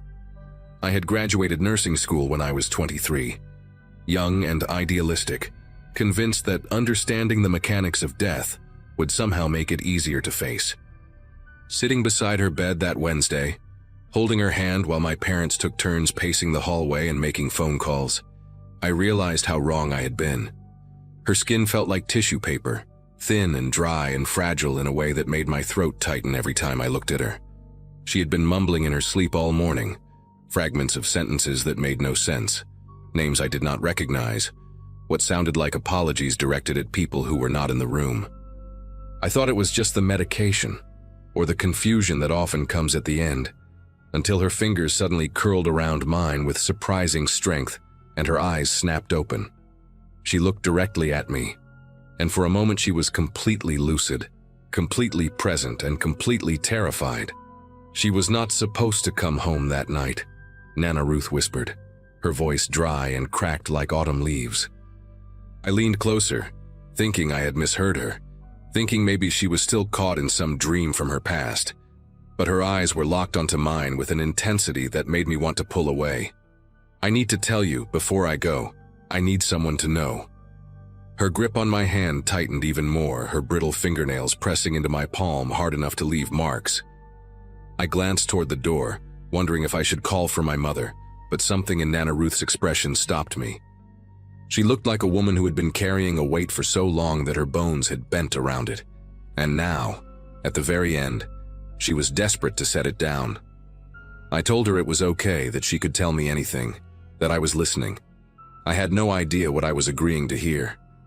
She started talking in a voice so low I had to lean my ear close to her mouth, close enough to smell the staleness of her breath and the faint chemical scent of the medications dripping into her arm. She told me about a night in the summer of 1987, a night when she was still living in Waynesboro with my grandfather before he passed. She told me about her neighbor, a woman named Donna Whitmore, who lived in a small blue house at the end of Chestnut Road with her husband and 2 young children. Nana Ruth's voice trembled as she described Donna, a quiet woman with auburn hair, who always wore a silver cross around her neck and who brought over casseroles whenever someone in the neighborhood was sick. She was kind, Nana Ruth said, and something in the way she said it made my chest feel tight. She did not deserve what happened to her, none of it, and I let them blame the wrong person because I was too afraid to speak. I sat there frozen, my heart pounding against my ribs, watching tears leak from the corners of my grandmother's eyes and disappear into the pillow beneath her head. The story came out in fragments, like she was pulling pieces of glass from a wound that had never properly healed. That summer night in 1987, Donna Whitmore was supposed to be visiting her sister in Pittsburgh. Her husband, a man named Gene, had told everyone in the neighborhood that Donna would be gone for the whole weekend. He mentioned it at the hardware store, at the diner, to anyone who would listen. Nana Ruth said she remembered thinking it was strange how often he brought it up, like he wanted to make sure people knew the house would be empty, except for him and the kids. She was sitting on her porch that Friday evening, shelling peas into a metal bowl, when she saw someone walking up the path toward the Whitmore house. It was not Gene. It was a man she recognized from church, someone named Lloyd Becker, who worked at the lumber mill on the edge of town and who had been seen talking to Gene in hushed voices for weeks before that night. Lloyd was carrying something wrapped in a dark cloth, something long and heavy, and he walked with the kind of purpose that made Nana Ruth set down her bowl of peas and watch. She told me she almost called out to him, almost asked what he was doing there when Gene's wife was supposed to be away. But something stopped her, a feeling in her gut, a warning she could not name, a sense that she was seeing something she was not supposed to see.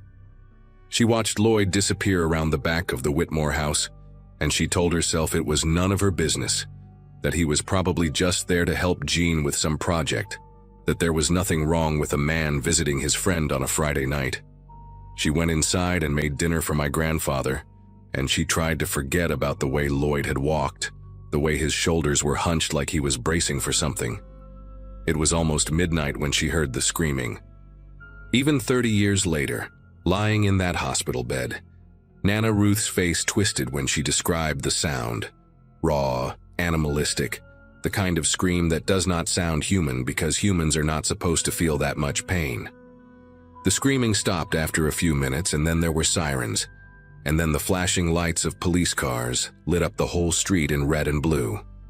Donna Whitmore had come home early from Pittsburgh because her sister had gotten sick. She was not supposed to be there, but she was. The police ruled it a burglary gone wrong. Donna had walked in on an intruder, they said, someone who panicked and attacked her before fleeing into the night. Gene played the grieving husband so well that no one thought to look at him too closely. He wept at the funeral. He held his children.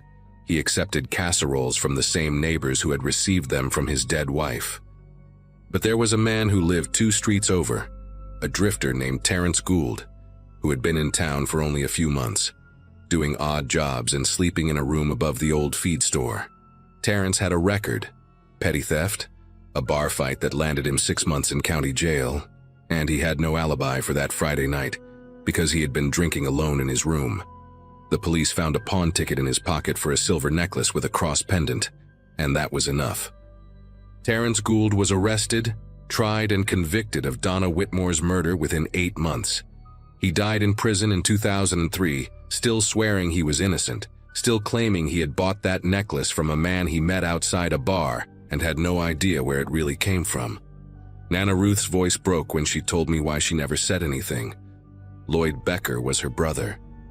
Her younger brother, the baby of the family, the one she had helped raise after their mother died when Lloyd was only 6 years old. She had watched him take his first steps, taught him to read, protected him from their father's temper when the old man came home drunk and looking for someone to hit. Lloyd was not a good man. She knew that, she had always known that. But he was her blood, and when the police came knocking on doors asking if anyone had seen anything unusual that night, she told them no. She said she had been inside all evening, that she had not looked out her window. that she had not seen Lloyd walking toward the Whitmore house with something heavy in his hands. She lied to protect the boy she had raised, and in doing so, she condemned an innocent man to die behind bars for a crime he did not commit. "I have carried it every day since," she whispered, her voice barely audible now, her grip on my hand weakening. "Every single day, and now I am going to meet my Maker, and I do not know if he will forgive me. But I needed you to know. Someone had to know the truth." She died less than an hour later, slipping away so quietly that I almost missed it. One moment she was breathing, shallow and labored, and the next moment, she simply was not. I sat there holding her hand long after it went cold, unable to move, unable to process what she had told me. My mother came back into the room with 2 cups of coffee and found me like that, staring at Nana Ruth's face, tears streaming down my cheeks without me even realizing I was crying. I did not tell her what I had heard. I did not tell anyone. Part of me wanted to believe it was just the ramblings of a dying woman, the confusion of a brain shutting down, memories tangled with dreams and regrets that had no basis in reality. I held on to that hope through the funeral, through the burial in the little cemetery behind the Methodist church, where Nana Ruth had worshipped for 60 years, through the weeks that followed when I tried to return to my normal life and pretend that everything was fine. But I could not stop thinking about Donna Whitmore, about Terrence Gould, about a man named Lloyd Becker who walked toward a house with something heavy in his hands on a summer night 30 years ago. It was almost 3 weeks after the funeral when I finally broke down and searched for it online. I told myself I just wanted to prove that Nana Ruth had been confused, that there was no murder on Chestnut Road in Waynesboro in 1987, that the whole story was a fiction her dying brain had constructed from fragments of old television shows and half-remembered news reports. I typed in Donna Whitmore Waynesboro 1987 and hit enter, and the first result made me feel like all the air had been sucked out of the room. There she was, a newspaper photograph from the Waynesboro Herald, grainy and faded, but unmistakably real. Auburn hair, a gentle smile, a small silver cross visible at her throat. The headline read, "Local Woman Slain in Home Invasion," and the date was July 18, 1987. I scrolled through article after article, my hands trembling against the keyboard, reading about the investigation, the arrest, the trial, the conviction. Terrence Gould's mugshot stared back at me from the screen, a thin man with hollow eyes and a look of bewildered terror, like he could not understand what was happening to him. And then I found something that made me stop breathing entirely. A small article from just 2 months earlier, buried in the local news section of the Waynesboro paper. The headline read, "Cold Case Review, 1987. Whitmore Murder Reopened After New Evidence Surfaces." I read that article so many times that I could recite it from memory. A detective named Hank Ellsworth had been assigned to review old cases as part of a state initiative, and when he pulled the Whitmore file, he found inconsistencies that the original investigators had overlooked. The pawn ticket that convicted Terrence Gould had been dated July 19th, 1 day after the murder. But the pawnshop owner's records showed he had not opened until noon that day, and witnesses placed Terrence passed out drunk in his room above the feed store until well past 2 in the afternoon. There was no way he could have pawned that necklace in the window of time the prosecution claimed. More troubling still, Detective Ellsworth had found notes in the original case file suggesting that another neighbor had mentioned seeing someone near the Whitmore house that night, a man who did not match Terrence Gould's description at all. That lead was never followed up. The neighbor who made the statement had died in 1994, but her name was still there in the file, written in faded blue ink on a yellowed piece of paper. Her name was Ruth Becker, my grandmother. She had told the police something after all, something that contradicted her later testimony, and someone had buried it. I spent the next week barely sleeping, barely eating, reading everything I could find about the case and about the people involved. Gene Whitmore had remarried in 1991 and moved to Florida, where he died of a heart attack in 2008. Lloyd Becker, my great-uncle, a man I had never met, whose name I had never even heard until Nana Ruth whispered it in that hospital room, had left Waynesboro shortly after the trial and spent the rest of his life drifting between small towns in the Midwest. He died alone in a motel room in Iowa in 2012. Liver failure, no family at the funeral. The only people still alive who might know the truth were Donna's 2 children, now grown adults with families of their own, and they had apparently been the ones pushing for the case to be reopened. I found an interview with the daughter, a woman named Catherine who was 6 years old when her mother was killed. She said she had spent her whole life believing Terrence Gould was the monster who destroyed her family, but now she was not so sure. She said she remembered things from that night, fragments that did not make sense, images of her father talking to a man in their backyard while her mother was supposed to be in Pittsburgh. She was too young to understand what she was seeing, but the memory never left her. I called Detective Ellsworth on a Monday morning in November, sitting in my car in the parking lot of the hospital where I worked because I could not bring myself to make that call from inside my apartment. My voice was shaking when I told him who I was and what I knew, and there was a long silence on the other end of the line before he asked me to come to the station and give a formal statement. I drove to Waynesboro that same afternoon, 3 hours through the same route I had taken to see my grandmother die, and I sat in a small gray room with fluorescent lights and told a stranger everything Nana Ruth had told me. I showed him the notes I had written in the days after her death, every detail I could remember, every name and every description. He listened without interrupting, his face completely unreadable, and when I finished he thanked me and said they would be in touch. I walked out of that station feeling hollowed out, like I had left something essential behind in that room. I had just destroyed my grandmother's memory, exposed her as someone who let an innocent man rot in prison to protect a killer. But I also knew that Terrence Gould deserved to have his name cleared, even if he was no longer alive to see it. His family deserved to know. Donna's children deserved to know. The truth does not stop mattering just because the people who lived it are gone. The case is still under investigation as of now. Detective Ellsworth told me last month that they are working on officially exonerating Terrence Gould, though these things take time, and the wheels of justice turn slowly, especially for a man who has been dead for over 15 years. I never told my mother what Nana Ruth confessed to me, and I do not know if I ever will. Some truths are too heavy to share with people who love the person being accused, and my mother worshipped her mother the way I once did. I think about Nana Ruth every day now, not the woman who made apple butter and taught me to bake pies, but the woman who sat on her porch and watched a man walk toward a murder and did nothing to stop it. I think about how she lived with that secret for 30 years, how she went to church every Sunday and prayed to a God she believed was watching, how she held that weight until it finally crushed her. I do not know if I can forgive her. I do not know if anyone can. But I know that she wanted the truth to come out, even if she was too afraid to be the one who told it. In the end, that was why she told me. She knew I would not be able to stay silent. She knew I would do what she never could.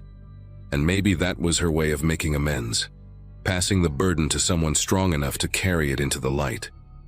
I just wish she had done it 30 years sooner, before Terrence Gould died alone in a prison cell for a crime he did not commit, still waiting for someone to believe him.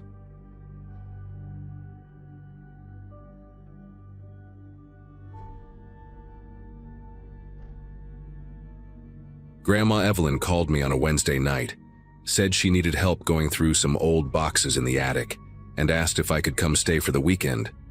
She sounded strange on the phone, her voice shaky in a way I had never heard before, and Grandpa Howard kept interrupting in the background saying something I could not make out.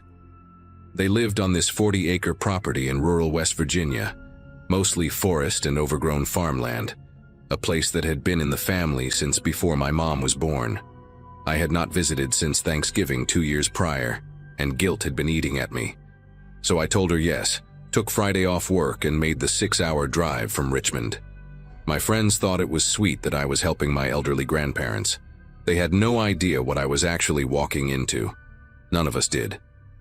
If I had known, I would have stayed home and never answered that phone call. I would have let it ring until the voicemail picked up and then deleted it without listening. I pulled up to their property around 4 in the afternoon that Friday, the first week of April, when everything was still brown and dead from winter. The driveway was nearly a quarter-mile of gravel that had mostly turned to mud, and my car struggled through the deeper spots. Grandma was waiting on the porch when I got there, wrapped in a thick cardigan, even though it was not that cold, and she looked smaller than I remembered.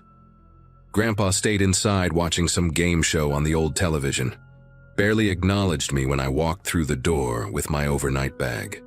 There was this tension in the house that I picked up on immediately, little looks between them when they thought I was not paying attention. Grandma would start to say something and then catch herself, change the subject to something mundane like the weather or what she was making for dinner. I figured they were just getting old, maybe having some health issues they did not want to worry me about. But it was more than that. Something was wrong in that house, something neither of them wanted to talk about. And I spent that whole first evening trying to figure out what it was. Saturday morning I woke up early, around 6, because I heard the back door slam shut. I looked out the window of the guest bedroom and saw Grandpa walking toward the tree line at the edge of their property, carrying a plastic grocery bag in one hand. He moved faster than I had seen him move in years, with purpose, like he had somewhere to be. I thought maybe he was going to feed some stray cats or check on something in the old barn, so I did not think much of it and went back to bed for another hour. When I came downstairs for breakfast, he was already back, sitting at the kitchen table with coffee like nothing had happened. Grandma made scrambled eggs and toast, and we talked about normal things, my job, my apartment, whether I was seeing anyone. But I noticed the grocery bag was gone, and when I casually asked Grandpa what he had been doing outside so early, he just said he was checking the property line for fallen branches. Grandma's fork stopped halfway to her mouth for just a second, then she kept eating like everything was fine. That was the first real lie I caught them in, and it made me curious about what else they were hiding. After breakfast, Grandma asked if I wanted to take a walk around the property, get some fresh air before we started on the attic boxes. I said sure, thinking it might be nice to stretch my legs after the long drive. We walked past the old chicken coop that had not housed chickens in decades, past the collapsing barn with the rusted tractor inside, and toward the edge of the woods. Grandma pointed out different trees she remembered from her childhood, told me stories about playing in these woods when she was a girl. But I noticed she kept steering us away from a certain direction, always finding a reason to turn left instead of right, to circle back toward the house. At one point I saw what looked like a worn path cutting through the underbrush, heading deeper into the forest, and I asked her where it led. She got quiet for a moment, then said it was just an old hunting trail that did not go anywhere anymore. Her voice was tight when she said it, and she would not meet my eyes. That path was clearly still being used, the vegetation trampled down, fresh boot prints visible in the mud. Someone had walked that trail recently, and Grandma did not want me to know about it. That afternoon, while my grandparents were napping, I decided to follow the trail myself. I told myself I was just curious. Maybe there was an old shed or something interesting back there, nothing to worry about. I put on my hiking boots and headed into the woods, following the worn path through the trees. The forest was dense, mostly oak and pine, and the further I walked, the quieter everything got. No birds singing, no squirrels running through the branches, just my footsteps crunching on dead leaves. After about 10 minutes, the trail opened up into a small clearing, and that is when I saw the well. It was an old stone well, the kind you see in pictures from 100 years ago, with a wooden cover that had been placed over the top. The cover looked newer than the well itself, maybe only a few years old, and there were heavy rocks placed on top of it like someone wanted to make sure it stayed closed. But what really got my attention was the structure next to it, half hidden by overgrown bushes.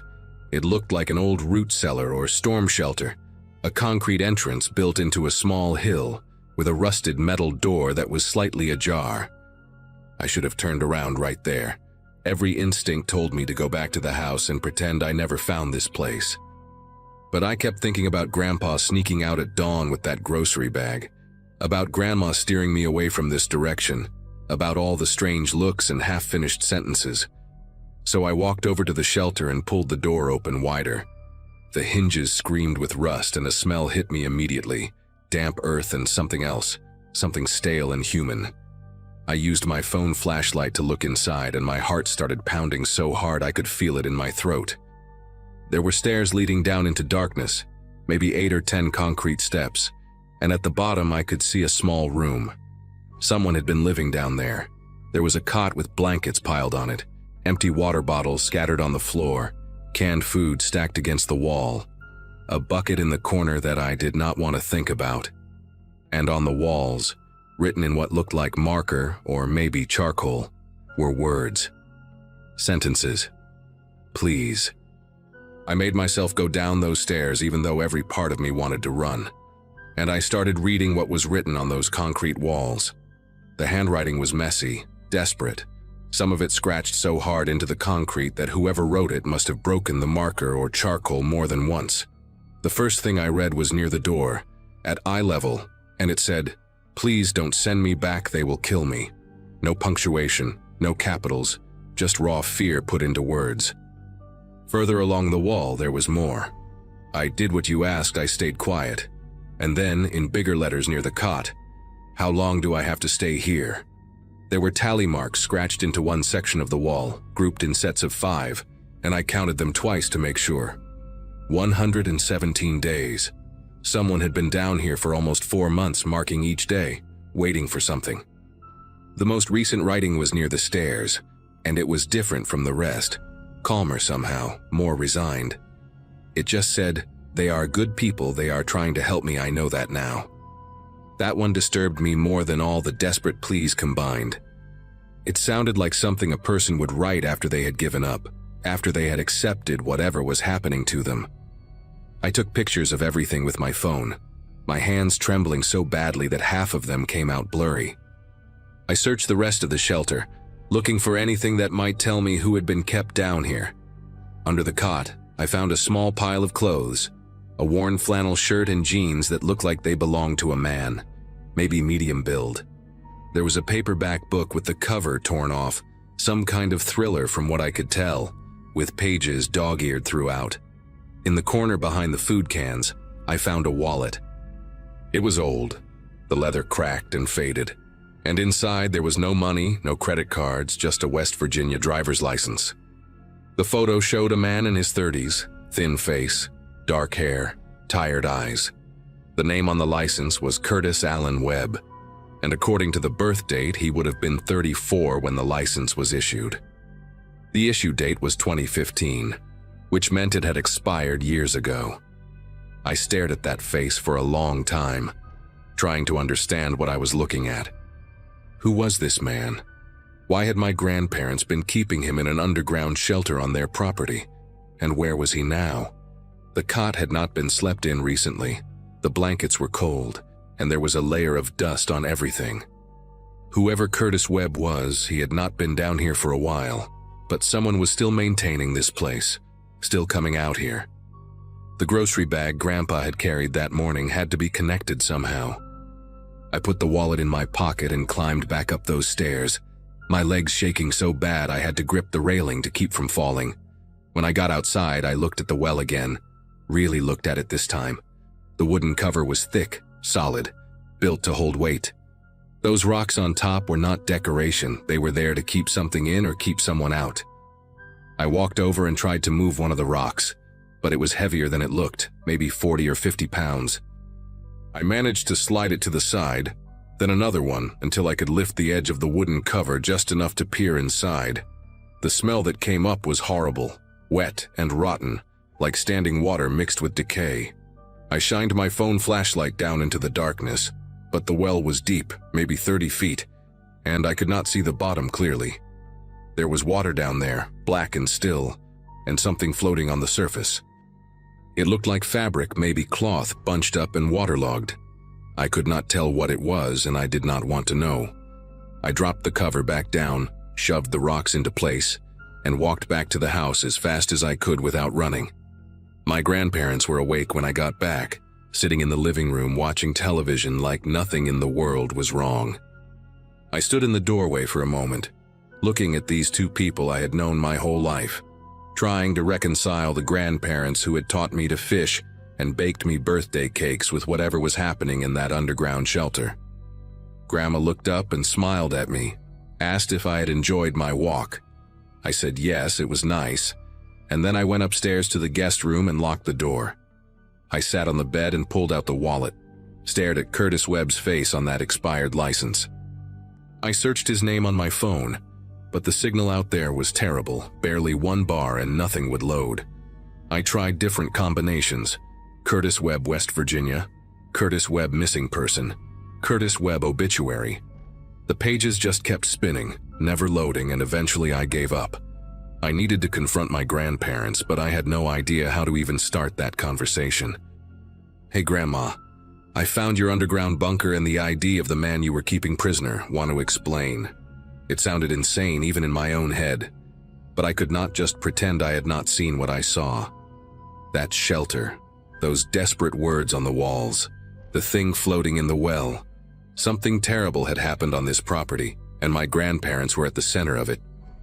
I waited until dinner, sat across from them at the kitchen table while Grandma served meatloaf and mashed potatoes like it was any normal Saturday night.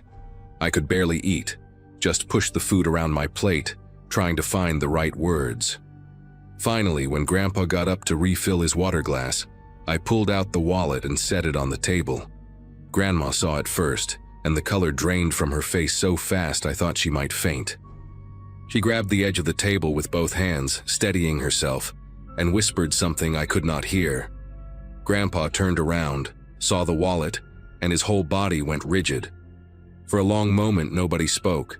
Then Grandma looked at me with these eyes I had never seen before, tired and scared and somehow relieved all at once. And she said they had been wondering when someone would find out. She said they had been carrying this for years, that it had been eating them alive, and maybe it was time to finally tell someone the truth. Grandpa sat back down heavily, like his legs could not hold him anymore, and he told me to put the wallet away because he could not stand to look at that face again. They told me Curtis Webb showed up at their door in the fall of 2015, desperate, bleeding from a cut on his forehead, begging them to hide him. He said people were after him, bad people, that he had seen something he should not have seen and now they wanted him dead. My grandparents did not know what to do. They were isolated out here, no close neighbors, and this terrified man was pleading for his life on their porch. So they let him stay in the old storm shelter, just for a few days until things calmed down. That was what they told themselves. But the days turned into weeks, and weeks turned into months. Curtis was paranoid, would not let them call the police, said the people looking for him had connections everywhere. Grandma brought him food and water every day. Grandpa reinforced the shelter door, and they kept his secret. They told me he was a good man, just scared that he never hurt anyone and never asked for much. He wrote on the walls to keep himself sane, counting the days until it was safe to leave. But it was never safe, or at least that is what Curtis believed, and eventually something in him just broke. Grandma stopped talking at this point, could not continue, and Grandpa had to finish the story with tears running down his face. He told me that one morning in early 2016, after Curtis had been in the shelter for about 4 months, Grandma went to bring him breakfast and found the door wide open. Curtis was gone. His clothes were still there, the blankets, everything except the man himself. They searched the property for days, called out his name, checked every building and every corner of those 40 acres. Nothing. He had just vanished in the middle of the night without taking anything with him. Grandpa said they assumed he finally felt safe enough to leave, that he had slipped away to start over somewhere new. But then I asked about the well. The question came out of my mouth before I could stop it, and both of them went silent. Grandma started crying, these quiet sobs that shook her whole body, and Grandpa just stared at the table like he was looking through it into something terrible. He said they found the well cover moved a few weeks after Curtis disappeared, said they looked inside and saw something floating in the water but could not bring themselves to go down there and check. They convinced themselves it was just old clothes, debris, anything but what they feared it might be. They put the cover back, weighed it down with rocks, and never spoke about it again. Not to each other, not to anyone, for almost 10 years. I left the next morning, barely said goodbye, drove those 6 hours back to Richmond with my head spinning. I never called the police. I know I should have, but these were my grandparents, two people in their 80s who had already lost their daughter and were clearly tormented by whatever happened to Curtis Webb. What would reporting it accomplish now? If Curtis was in that well, he had been dead for almost a decade. And my grandparents, they genuinely believed they were helping someone, hiding a scared man from people who wanted to hurt him. Were they wrong to do it? Probably. Did something go horribly wrong? Almost certainly. But I could not be the one to send them to prison for the last years of their lives. Grandpa passed away 8 months later, heart attack in his sleep. Grandma followed him 6 weeks after that, like she just gave up once he was gone. I inherited the property, all 40 acres of it, and I have not set foot on it since. The house is still standing, the shelter is still out there in the woods, and that well is still covered with those heavy rocks. I think about Curtis Webb sometimes, wonder who he really was, what he saw that made him so afraid, whether anyone ever came looking for him. I think about what might be floating in that black water, waiting to be found. But I am never going back there to check. Some answers are not worth knowing, and some secrets should stay buried exactly where they are.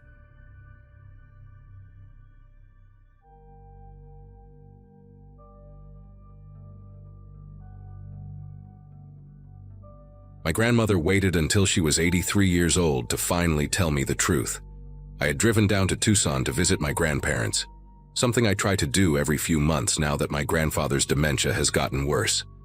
15 years of producing television commercials in Los Angeles had taught me plenty about how this industry destroys people, and my graduating class from film school back in 2007 has mostly scattered to other careers by now. But nothing in my experience prepared me for what she told me that afternoon, sitting in her kitchen while my grandfather slept in the next room. She gripped my wrist with surprising strength and said she needed to tell me something before it was too late. Something about why they left the business in 1974, when both of them were on the verge of real success. I had always wondered why two people with genuine talent, my grandmother a session singer, and my grandfather a sought-after studio musician, had simply vanished from an industry they loved. The family story was always vague. Something about wanting a quieter life, about raising my mother away from the chaos of Los Angeles. But sitting there watching her face in the afternoon light, I could see she was about to unravel 50 years of carefully constructed silence. She started by asking if I remembered the name Clive Ashford. I told her I did not, and she nodded slowly, like she expected that answer. Clive Ashford, she explained, was a talent manager who operated out of a beautiful office on Wilshire Boulevard during the early 70s. He represented legitimate artists, some of them famous names I would recognize, and that legitimacy was exactly what made him so dangerous. My grandmother had been introduced to him through a mutual friend at a recording session in October of 1974. She was 26 years old, married to my grandfather for 3 years, and hungry for the kind of breakthrough that seemed perpetually just out of reach. Clive told her he had connections to a major label that was looking for fresh voices for a new project, something experimental that could launch careers overnight. He was charming, well-dressed, and spoke with the confidence of someone who had opened doors for dozens of artists before. My grandmother said she felt lucky, chosen even, when he invited her to a private audition at a studio in the Valley the following Saturday. My grandfather had a conflicting gig that day, a wedding reception in San Diego, so she would be going alone. That detail, she said, was not a coincidence. She understands that now. Clive had been watching them for weeks, learning their schedules, waiting for the right moment. The address Clive gave her led to an industrial area in Van Nuys, far from the polished studios she was used to. My grandmother told me she almost turned around when she saw the building, a squat concrete structure with no signage, surrounded by a chain-link fence and empty lots filled with dead weeds. But there were other cars in the parking lot, nice ones, a Cadillac and a Lincoln Continental, and she convinced herself that serious music people often worked in unglamorous spaces. She parked her Volkswagen Beetle and walked toward the entrance, where a young man in a suit was waiting with a clipboard. He checked her name, smiled warmly, and led her inside. The interior was surprisingly well appointed, with wood paneling, thick carpet, and framed gold records on the walls. She remembered feeling relieved, thinking she had misjudged the exterior. The young man brought her to a lounge area where two other women were already waiting, both around her age, both clearly singers or actresses based on their careful makeup and nervous energy. They exchanged polite introductions, first names only, and waited together on leather couches while soft jazz played from hidden speakers. After about 20 minutes, Clive appeared through a side door, wearing a burgundy blazer and rings on 3 fingers that caught the light when he gestured. He welcomed them effusively, calling each woman by name without checking any notes, complimenting specific details about their previous work that made it clear he had done his research. My grandmother said he had this way of making you feel like the most important person in the room, like he genuinely believed in your talent and wanted nothing more than to see you succeed. He explained that the audition would be a bit unconventional, that the label executives preferred to see how artists handled unexpected situations, how they thought on their feet. He asked them to follow him down a hallway to the main studio space. My grandmother remembers walking behind the other 2 women, noticing how thick the walls seemed, how the jazz music faded completely as they moved deeper into the building.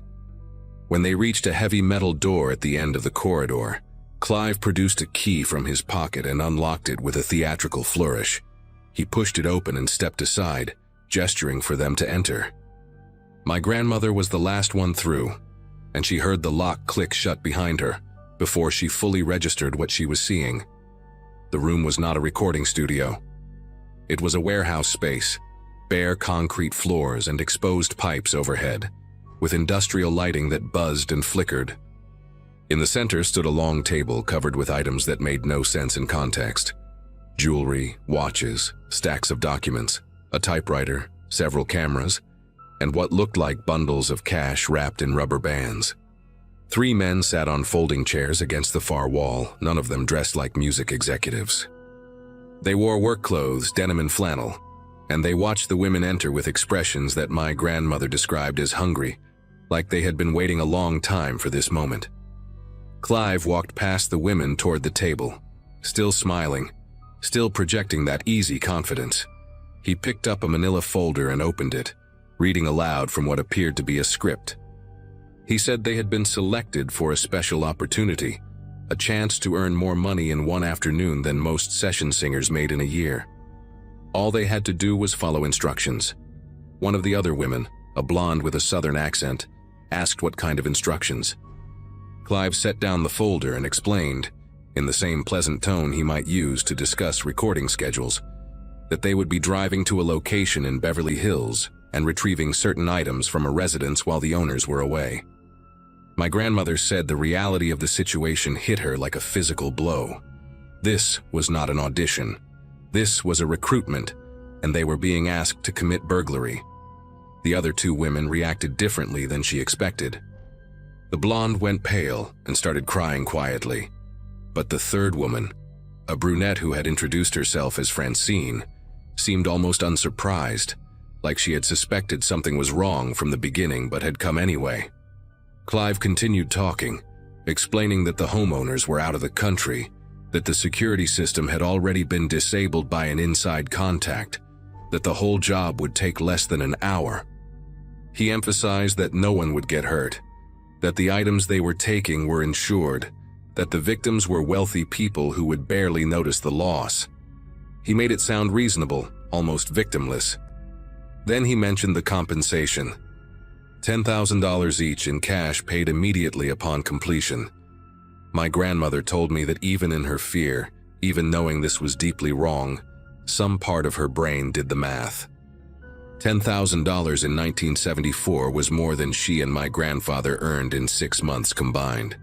She hated herself for even considering it, but that hesitation, those few seconds of temptation, bought her enough time to notice something important about the room they were standing in. There was a second door. It was partially hidden behind a stack of wooden pallets in the corner, painted the same gray as the walls, but she could see the outline of a frame and the glint of a handle. She did not look at it directly, did not want to draw attention, but she mapped its position in her mind while Clive kept talking. He was explaining the logistics now, how they would travel in separate vehicles, how they would enter through a service entrance at the back of the property, how each woman would be responsible for specific items on a list. One of the men against the wall stood up and walked toward them, holding 3 pairs of thin leather gloves. My grandmother accepted hers without making eye contact, feeling the soft material between her fingers, understanding that this was real, that these people had done this before, that they had a system. The blonde woman was openly sobbing now, saying she wanted to go home, that she had a daughter waiting for her. Clive's demeanor shifted for the first time. His smile remained, but something cold entered his voice when he told her that leaving was not an option, that they knew where she lived, where her daughter went to school, that cooperation was the only path forward. The room went silent except for the buzzing lights overhead. My grandmother felt her heart pounding so hard, she worried the men could see it through her blouse. Francine spoke up then, asking practical questions about the timeline, the target address, what kind of vehicle they would be using. My grandmother realized with a sickening clarity that Francine was going to go through with it, that she had already made her decision, perhaps before she even walked into this building. Clive seemed pleased by her cooperation and turned his attention to answering her questions in detail. While he was distracted, my grandmother took a small step backward, then another, positioning herself closer to the hidden door. She was not thinking clearly, operating on pure survival instinct, her body making decisions her conscious mind had not yet approved. The blonde woman suddenly collapsed onto the floor, hyperventilating, and both of the seated men rushed forward to help restrain her. In that moment of chaos, with everyone's attention on the crying woman, my grandmother moved. She crossed the distance to the pallets in 4 quick strides, found the door handle, and pulled. It was unlocked. She slipped through into darkness and ran without looking back, her heels clattering against concrete, her lungs burning, her mind completely blank except for one repeating thought: "Get out, get out, get out." The door led to a narrow corridor that smelled like motor oil and rust. Emergency exit signs glowed red at intervals along the ceiling, and she followed them blindly, stumbling twice on debris she could not see, tearing her stockings on something sharp. She could hear shouting behind her now, male voices echoing off the walls, but she did not slow down. The corridor ended at a metal fire door with a push bar, and she hit it at full speed, bursting out into blinding afternoon sunlight. She found herself in an alley behind the building, dumpsters overflowing with garbage, a stray dog watching her from beside a pile of cardboard boxes. Her Volkswagen was parked on the other side of the building, impossible to reach without being seen, so she made a decision in a fraction of a second and ran the opposite direction, toward the street. She kicked off her heels and sprinted barefoot on hot asphalt, not caring about the pain, not caring about anything except putting distance between herself and that gray concrete room. She reached a busy intersection and flagged down the first car she saw, a station wagon driven by an elderly woman who looked terrified by this barefoot, wild-eyed stranger pounding on her window. My grandmother begged her to drive, said she was being chased, said her life was in danger. The woman hesitated for only a moment before unlocking the door. They drove in silence for several miles before my grandmother felt safe enough to speak. The woman, whose name she never learned, dropped her at a gas station in Burbank, where she called my grandfather from a payphone. She was crying so hard she could barely form words, and he left the wedding reception immediately, driving 90 miles an hour up the freeway to reach her. When he arrived, she told him everything, every detail, sitting in the front seat of his car in that gas station parking lot while the sun went down. My grandfather wanted to go to the police, but my grandmother refused. Clive knew her name, knew where she worked, probably knew where they lived. These were not amateurs running a small-time scam. This was organized, methodical, and clearly not the first time they had done this. She had seen the items on that table, dozens of stolen goods ready for distribution, and she had seen the look in those men's eyes when the blonde woman tried to refuse. Going to the police would mean giving statements, testifying, putting their names in official records that could be accessed by people with connections. She was convinced that cooperation with law enforcement would get them both killed. My grandfather argued with her for hours, but in the end, her fear won out. They went home that night and started packing. Within 2 weeks, they had sold everything they could not fit in their car and driven to Tucson, where my grandfather had a cousin willing to let them stay until they found their footing. They told everyone they were leaving for personal reasons, family obligations, a sick relative who needed care. They canceled recording sessions, broke contracts, burned bridges with producers and labels who had invested time and money in their careers. My grandmother said the hardest part was not the financial loss or the professional destruction, but the silence that followed. For years, she waited for a knock on the door, a threatening phone call, some sign that Clive and his people had tracked them down. It never came. She does not know what happened to the blonde woman or to Francine. She never saw any news reports about a burglary ring being dismantled, never heard the name Clive Ashford mentioned in connection with any criminal investigation. It was as if that afternoon in Van Nuys had been erased from history, existing only in her memory, a wound that never fully healed. She and my grandfather rebuilt their lives in Tucson, found regular jobs, raised my mother in quiet anonymity. They never spoke about what happened, not to each other, not to anyone. My grandfather took the secret to his dementia, and my grandmother carried it alone for 50 years, until that afternoon in her kitchen, when she finally decided I was old enough and successful enough in the same industry that had nearly destroyed her to know the truth. I drove back to Los Angeles the next day with my head spinning. I spent weeks searching for any trace of Clive Ashford, combing through old newspaper archives, industry records, public databases. I found nothing definitive, just a few mentions of a talent manager by that name who had operated in the early 70s and then seemingly vanished around 1975. No criminal charges, no obituary, no forwarding address. I thought about hiring a private investigator, about digging deeper, but something stopped me. Maybe it was the look on my grandmother's face when she finished her story, the relief mixed with residual terror that had lived in her for half a century. Maybe it was the realization that some answers are not worth finding. My grandparents sacrificed everything to disappear, to protect themselves and their future family from people who operated in shadows. Reopening that door felt like a betrayal of everything they had endured. So I let it go. I visit them more often now, and sometimes when I sit with my grandmother while my grandfather sleeps, she will mention small details she forgot to include, fragments of that day that surface unexpectedly.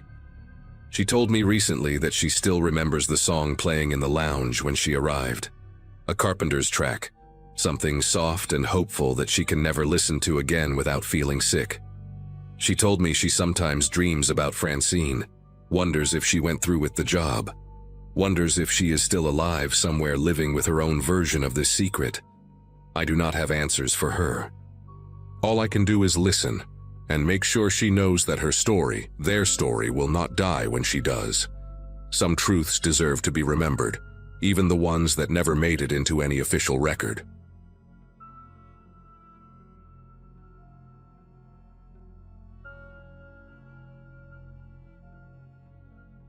Late summer in 2024 found me staying at my grandmother Edith's house for a few nights, trying to help my mom manage things from a distance. Life had slowed down for me then. Freelance work, no strict schedule, and a lot of quiet hours that made the request feel manageable. Edith lived alone in a modest suburban home, the kind with narrow hallways and doors that never quite lined up right.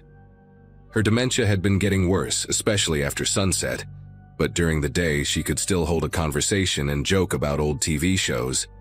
I told myself this was just family duty, nothing dramatic.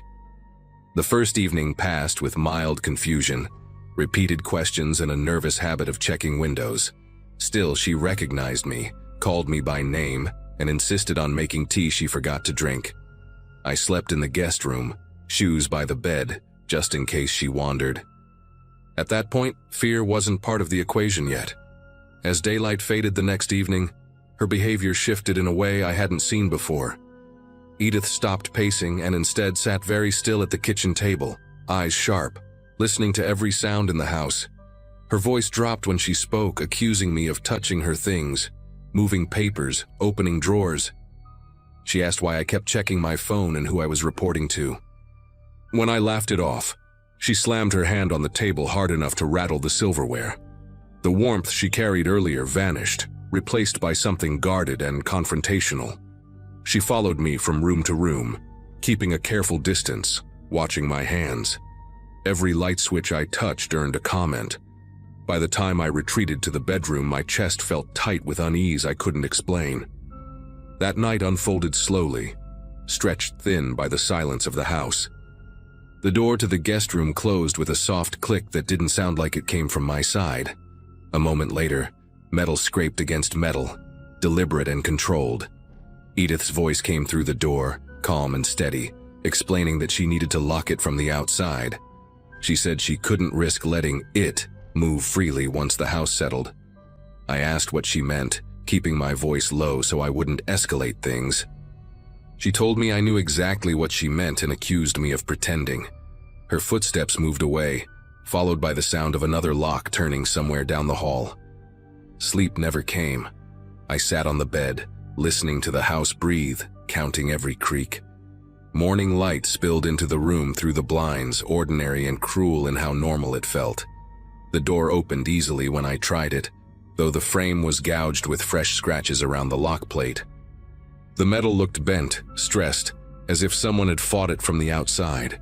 Edith stood in the kitchen humming, cheerful, asking why I looked so tired. She remembered nothing about the night, nothing about the locks, nothing about it. When I showed her the damage, she frowned like she'd never seen that door before. The house felt empty in a way I can't fully explain, like something had left quietly before dawn. I packed my bag before lunch, promising to come back soon, knowing I wouldn't sleep another night under that roof. Driving away didn't bring the relief I expected. The image of those scratches stayed vivid, looping in my head every time traffic slowed. By the afternoon, guilt crept in, heavy and persistent, so I returned the same day with groceries and a resolve to stay one more night.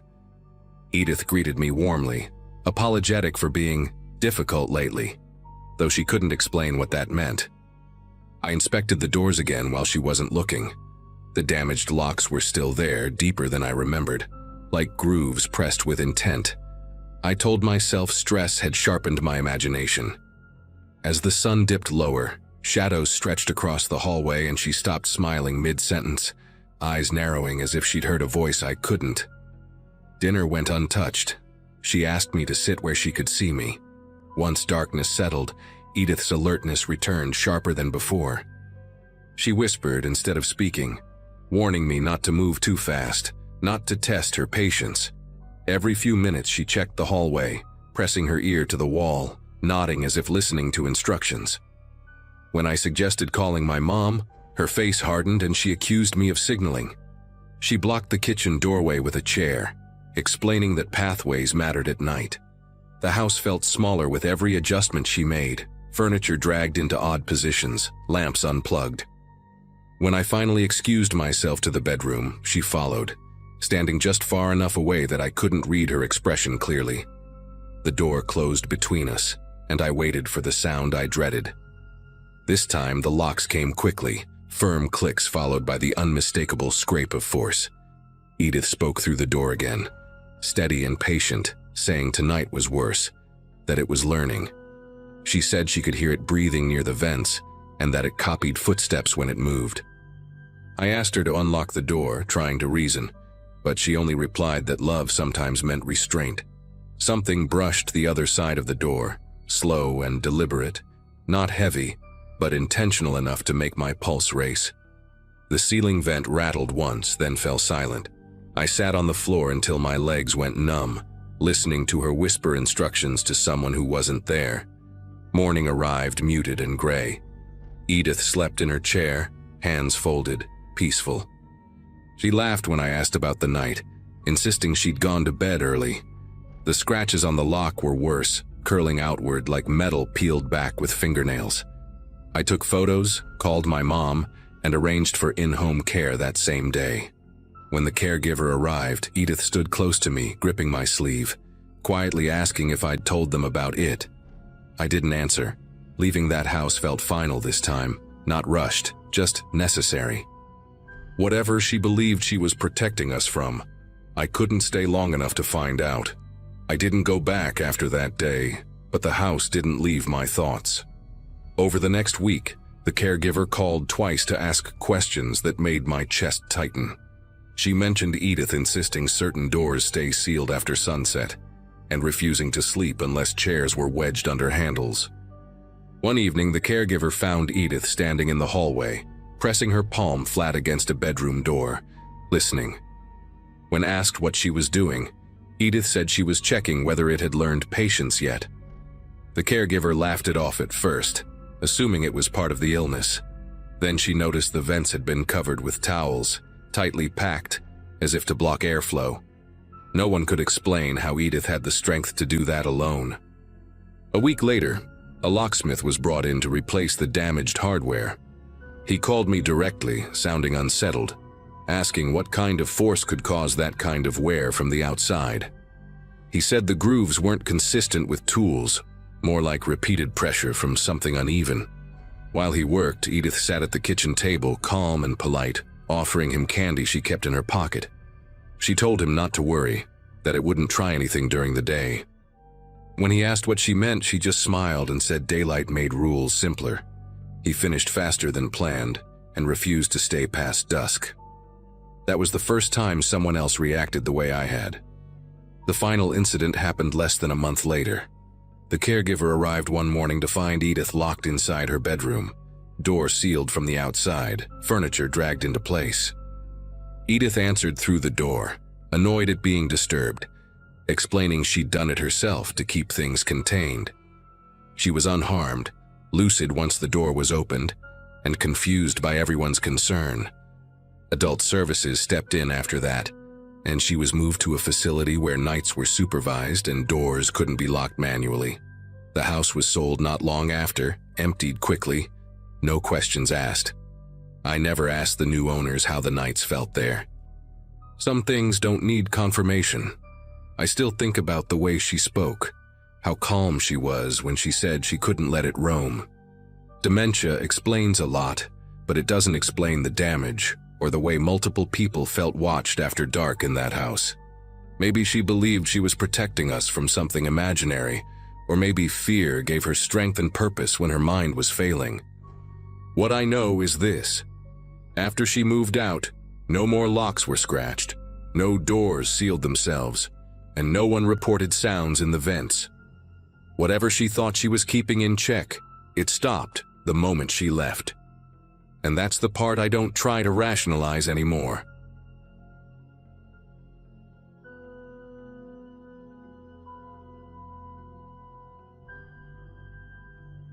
People in this community usually understand why someone waits years before putting a story into words, and that's the case here too.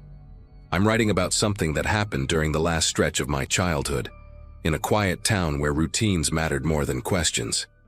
At the time, my days were split between school, a part-time job at a hardware store, and wandering the neighborhood with friends until the streetlights buzzed on. Life felt narrow but stable, the kind of rhythm you don't think will ever break. One person who fit into that rhythm was a girl named Kara, someone I'd known since elementary school. We lived 3 blocks apart, shared the same bus stop, and had the kind of friendship that didn't need constant talking. Her house always smelled faintly of boiled vegetables and old paper, a detail that stuck with me even then. None of us imagined how abruptly that familiar presence could vanish. Kara lived with her grandmother, a woman everyone called Mrs. Wilkes, who seemed ancient even back then. She moved slowly, spoke carefully, and kept her curtains drawn tight no matter the time of day. Over one summer, her behavior shifted in a way that adults whispered about but never explained to us. She began repeating herself mid-sentence, snapping over tiny things like shoes left by the door, or insisting the windows stay sealed even in the heat. Kara stopped staying out late and started leaving our hangouts early, always citing rules she couldn't bend. When I visited, I noticed notes taped to the fridge listing exact meal times and portions, written in shaky ink. The house felt tense, like it was holding its breath. Still, nobody called it dangerous, just sad or confusing. As months passed, Kara changed too, in subtler ways that were easy to miss if you weren't close. She started flinching when strangers walked past us on the sidewalk, tugging her sleeves down over her hands. She talked about food as if it were risky, refusing anything that hadn't been prepared a certain way. Sometimes she'd pause mid-conversation, listening for sounds no one else reacted to. When I asked what she heard, she'd shrug and change the subject. Her grandmother stopped answering the door altogether, and the mailbox filled until the metal door barely closed. Neighbors said they saw grocery deliveries left on the porch overnight. The house became a place people glanced at but avoided. Then, without warning or explanation, Kara disappeared. One day her bus seat was empty, and the next week the school office said she'd been withdrawn. Mrs. Wilkes' house went dark. The notes vanished from the windows, and a lock appeared on the outside of the gate. Adults gave rehearsed answers about family matters and told us to stop speculating. Years later, after I'd left town and built a life elsewhere, curiosity pulled me back into the story. Public records showed both Kara and her grandmother had been living in near isolation for a long time, following rigid schedules and strict rules driven by fear. Doctors later suggested untreated psychological illness, especially in the grandmother. What still unsettles me is how closely Kara's breakdown mirrored the routines she was taught, and how little anyone intervened before it was too late. After that brief look into the records, I couldn't shake the feeling that something had been quietly buried. I started reaching out to people who'd known the family back then, framing it as nostalgia rather than concern. One former neighbor remembered the exact day things finally collapsed, describing it as unusually quiet, even for that street.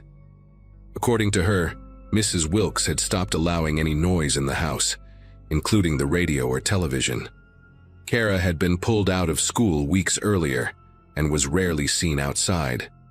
That day, a delivery driver reportedly waited on the porch for nearly an hour, knocking softly, then louder, before leaving the bags untouched.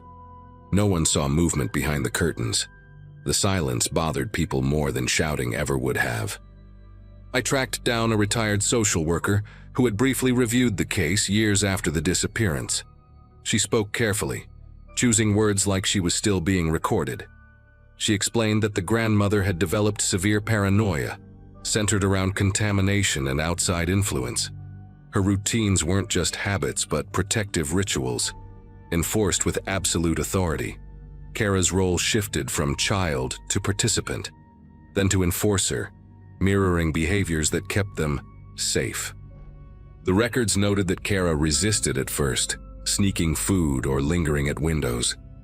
Over time, those acts stopped. The social worker said this kind of psychological entanglement was rare but devastating, especially without intervention. What disturbed me most was learning how that final day unfolded. Emergency services were called by a neighbor after a smell-raised concern, something sour and unmistakably wrong. Inside, they found Mrs. Wilkes unresponsive, her body already cold. Kara was still alive, sitting at the kitchen table, following the schedule taped to the wall. She hadn't eaten since the previous evening because the next mealtime hadn't arrived yet. She didn't cry or speak when help arrived, only asked whether the house would be sealed again afterward. The responders noted her calm as unsettling, like someone waiting for permission to exist. Kara was taken away that day and placed into long-term care, though details about where she went were limited. Her grandmother's death was ruled natural, but the circumstances raised concerns that never led to charges. The house was sold, cleaned, and repainted, erasing visible traces of what happened inside. Still, whenever I think back to that single day, it feels like a quiet ending to a long, invisible disaster. A child learned fear as routine, obedience as safety, and isolation as love. Even now, I wonder how different things might have been if someone had knocked harder, asked more questions, or refused to look away. What followed was a kind of quiet aftermath that didn't make headlines or inspire town meetings. Kara became a topic people referenced vaguely, as if details might summon something unpleasant back into the room. I learned she was evaluated extensively and diagnosed with severe anxiety shaped by prolonged psychological control. Professionals believed she could improve, but only with long-term care and strict boundaries separating her from the patterns she'd learned. The grandmother's influence was described as pervasive, not malicious in a simple sense, but consuming. Fear had structured every hour of that house. When authorities removed Kara, they also removed the framework she understood as survival. Recovery, I was told, meant rebuilding her sense of time, choice, and trust from the ground up. I drove past the old house once after learning all this, mostly out of a need to see it with my own eyes. The curtains were open now, and someone had planted flowers along the fence line. From the outside, it looked ordinary, almost inviting. Standing there, I tried to reconcile that image with the lists on the fridge, the locked gate, the silence stretching day after day. It struck me how easily suffering can blend into a neighborhood without triggering alarms. Nobody thought to question the rules inside that home, because they were labeled as personal, private, and therefore untouchable. That realization stayed with me longer than the story itself. I sometimes think about Kara sitting at that kitchen table, following instructions that no longer protected anyone. The image isn't dramatic, just deeply sad. A child trained to obey fear until it replaced instinct. Medical explanations help, but they don't erase the feeling that something human failed long before professionals were called. The systems designed to notice patterns didn't notice hers. Friends like me didn't recognize the warning signs for what they were. We accepted oddness as character, control as care, and silence as normal. Those small allowances accumulated into years of isolation. Sharing this now isn't about reopening wounds or assigning blame. It's about acknowledging how quietly damage can spread when routines harden into law and love becomes conditional. Kara survived, and that matters, even if her life took a path none of us imagined.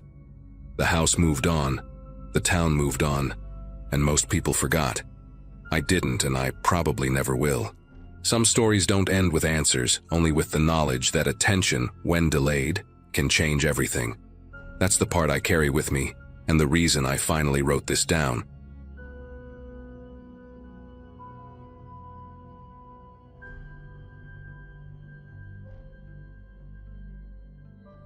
Visiting my grandparents had always meant quiet afternoons and predictable routines, but this trip felt different from the moment I passed through the stone gates of their retirement community.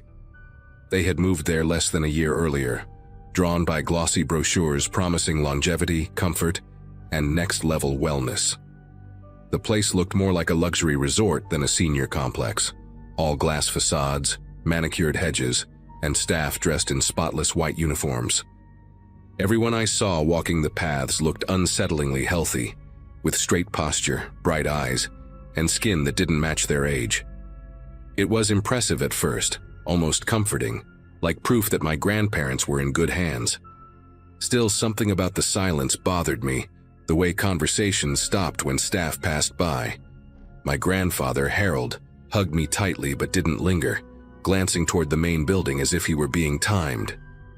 My grandmother, June, smiled a lot, but it felt rehearsed, like a habit she couldn't turn off.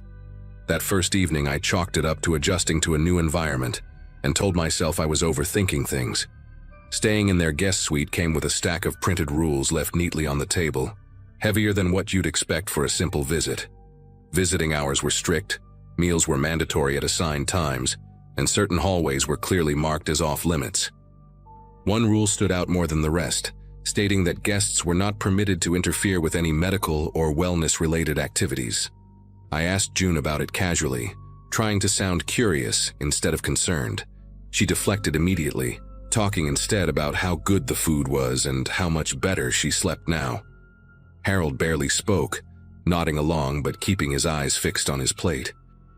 Later that night, I noticed security cameras in the hallways, far more than seemed reasonable for a place like this. Even the elevators required keycards, and residents were escorted during certain hours. It didn't feel like protection. It felt like supervision. The next morning, I followed my grandparents to what they called a wellness session, expecting something like physical therapy or yoga. Instead, they were separated at a set of double doors labeled with a clinical code instead of a name. Guests weren't allowed inside, so I waited nearby, pretending to scroll on my phone while listening. From behind the doors came low humming sounds, mechanical and steady, mixed with voices giving calm instructions. Residents went in relaxed and talkative, but when they came back out, their expressions were blank, their movements precise, almost synchronized. One woman passed me, her pupils oddly dilated, her smile fixed as if she'd forgotten why she was smiling. A staff member noticed me watching and gently repositioned himself between me and the doorway without saying a word. The message was clear enough without language. When my grandparents returned, they claimed everything was fine, but neither could explain what the procedure actually involved. As the day went on, small details started piling up in ways I couldn't ignore anymore. I overheard two residents whispering near the garden, one asking the other how many cycles they had left. In the common lounge, a television looped promotional videos about vitality and extended lifespan, always cutting away before explaining how it was achieved. I noticed locked doors marked as medical storage, each with biometric scanners instead of simple locks. During lunch, June repeated the same story twice, word for word, unaware she'd already told it. Harold's hands rested perfectly still on the table, not even trembling when he lifted his glass. When I asked about friends they'd made there, they struggled to name anyone who had moved out or passed away. That was when it hit me that no one ever seemed to leave this place. Not really. That afternoon, curiosity pushed past politeness, and I took a longer walk alone through the community while my grandparents rested. Behind the main recreational wing, a service corridor branched off toward a low building with frosted windows and no signage. A faint antiseptic smell hung in the air, sharp enough to sting the nose. Two residents in identical robes waited on a bench nearby, wrists marked with thin, red impressions like tight bands had been removed recently. One of them noticed me looking and quietly warned me not to ask questions if I planned on enjoying my stay. Before I could respond, a staff member appeared and guided them inside, locking the door behind them with a keypad. The hallway lights dimmed slightly after they entered, as if conserving energy or hiding activity. Standing there alone, the place no longer felt luxurious, just controlled and carefully sealed. Dinner that evening was quieter than the night before, and the dining hall buzzed with an artificial cheer that felt forced. Conversations revolved around improvements, clearer thinking, stronger joints, better memory, all spoken in the same calm cadence. Harold mentioned a new treatment he'd been approved for, something that required a small contribution, though he couldn't explain what that meant. June squeezed his arm gently when he spoke, her eyes darting toward a nearby staff member before returning to her plate. Later, back in the suite, I pressed them harder than I had before, asking what they'd signed when they moved in. They admitted there were contracts, dense ones, outlining long-term care agreements and consent for experimental wellness programs. The word experimental sat between us, heavy and unresolved. Neither of them could say exactly what they'd agreed to in exchange for staying there. Night settled in, and sleep didn't come easily, so I listened to the building around me. Somewhere below, machinery ran in steady intervals, not loud enough to identify but persistent enough to notice. Footsteps echoed in the corridor at regular times, followed by soft knocks and doors opening without conversation. From my window, I could see a small group of residents being escorted across the courtyard, robes pulled tight, faces expressionless under the dim lights. No one resisted, no one questioned where they were going. A realization started forming, uncomfortable and slow, that this place thrived on compliance more than care.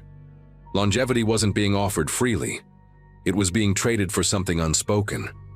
Lying there, staring at the ceiling, the idea that my grandparents were part of a system feeding on fear of aging refused to leave my mind.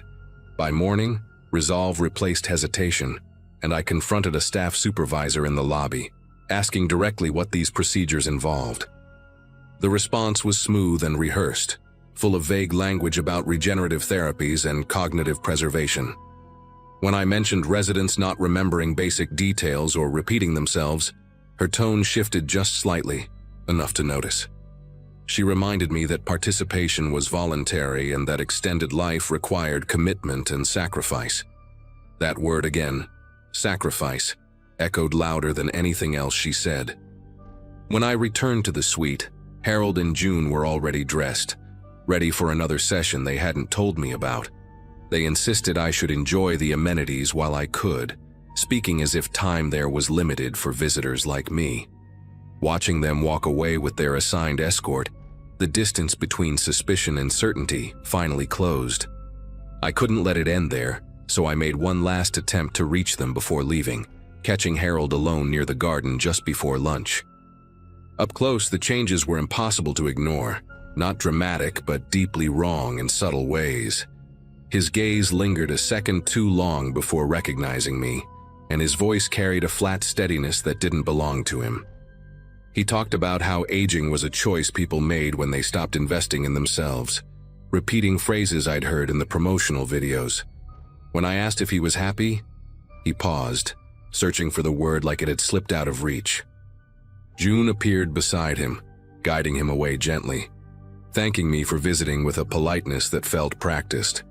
Watching them walk off together, I understood they weren't just residents anymore. They were assets in a system built to harvest hope and obedience. Before leaving, I stopped by the front desk to formally check out, hoping someone might slip and say something real. Instead, I was handed a pamphlet about future enrollment opportunities and told visitors often reconsider once they see the benefits firsthand. The implication wasn't subtle, and it left a sour weight in my chest. As I waited for my ride beyond the gates, another group of new arrivals rolled in, laughing, impressed, carrying suitcases full of trust. The staff welcomed them warmly, already easing them into the rhythm of rules and reassurances. I wanted to warn them, to say something, anything, but every part of the place seemed designed to smother doubt before it could take root. Leaving felt less like a goodbye and more like an escape. Once home, I tried to convince myself that reporting the place would change something, but every attempt hit a wall of legality and consent forms. Everything had been signed, approved, sanitized by language that hid consequences behind promises. My grandparents stopped answering calls after a while, and when they did respond, their messages were short and oddly formal. They spoke about progress, clarity, commitment, words that sounded less like them each time. Months later, I received a letter informing me that visits were no longer recommended for the sake of their continued wellness. No explanation, just a polite closing statement and a signature from someone I'd never met. It felt like being quietly written out of their lives. What stays with me now isn't just fear, but the understanding of how easily people can be guided when the alternative is decline and loss. That community never needed chains or threats, only the promise of more time and the subtle erosion of choice. I still think about Harold's pause when I asked if he was happy, that brief gap where the truth almost surfaced. Whatever they're doing there works, at least on the surface, and that's the most disturbing part. The residents look alive, vibrant even, but something essential has been traded away. I don't know if my grandparents are still themselves anymore, only that they chose to stay, and the system made sure that choice became permanent.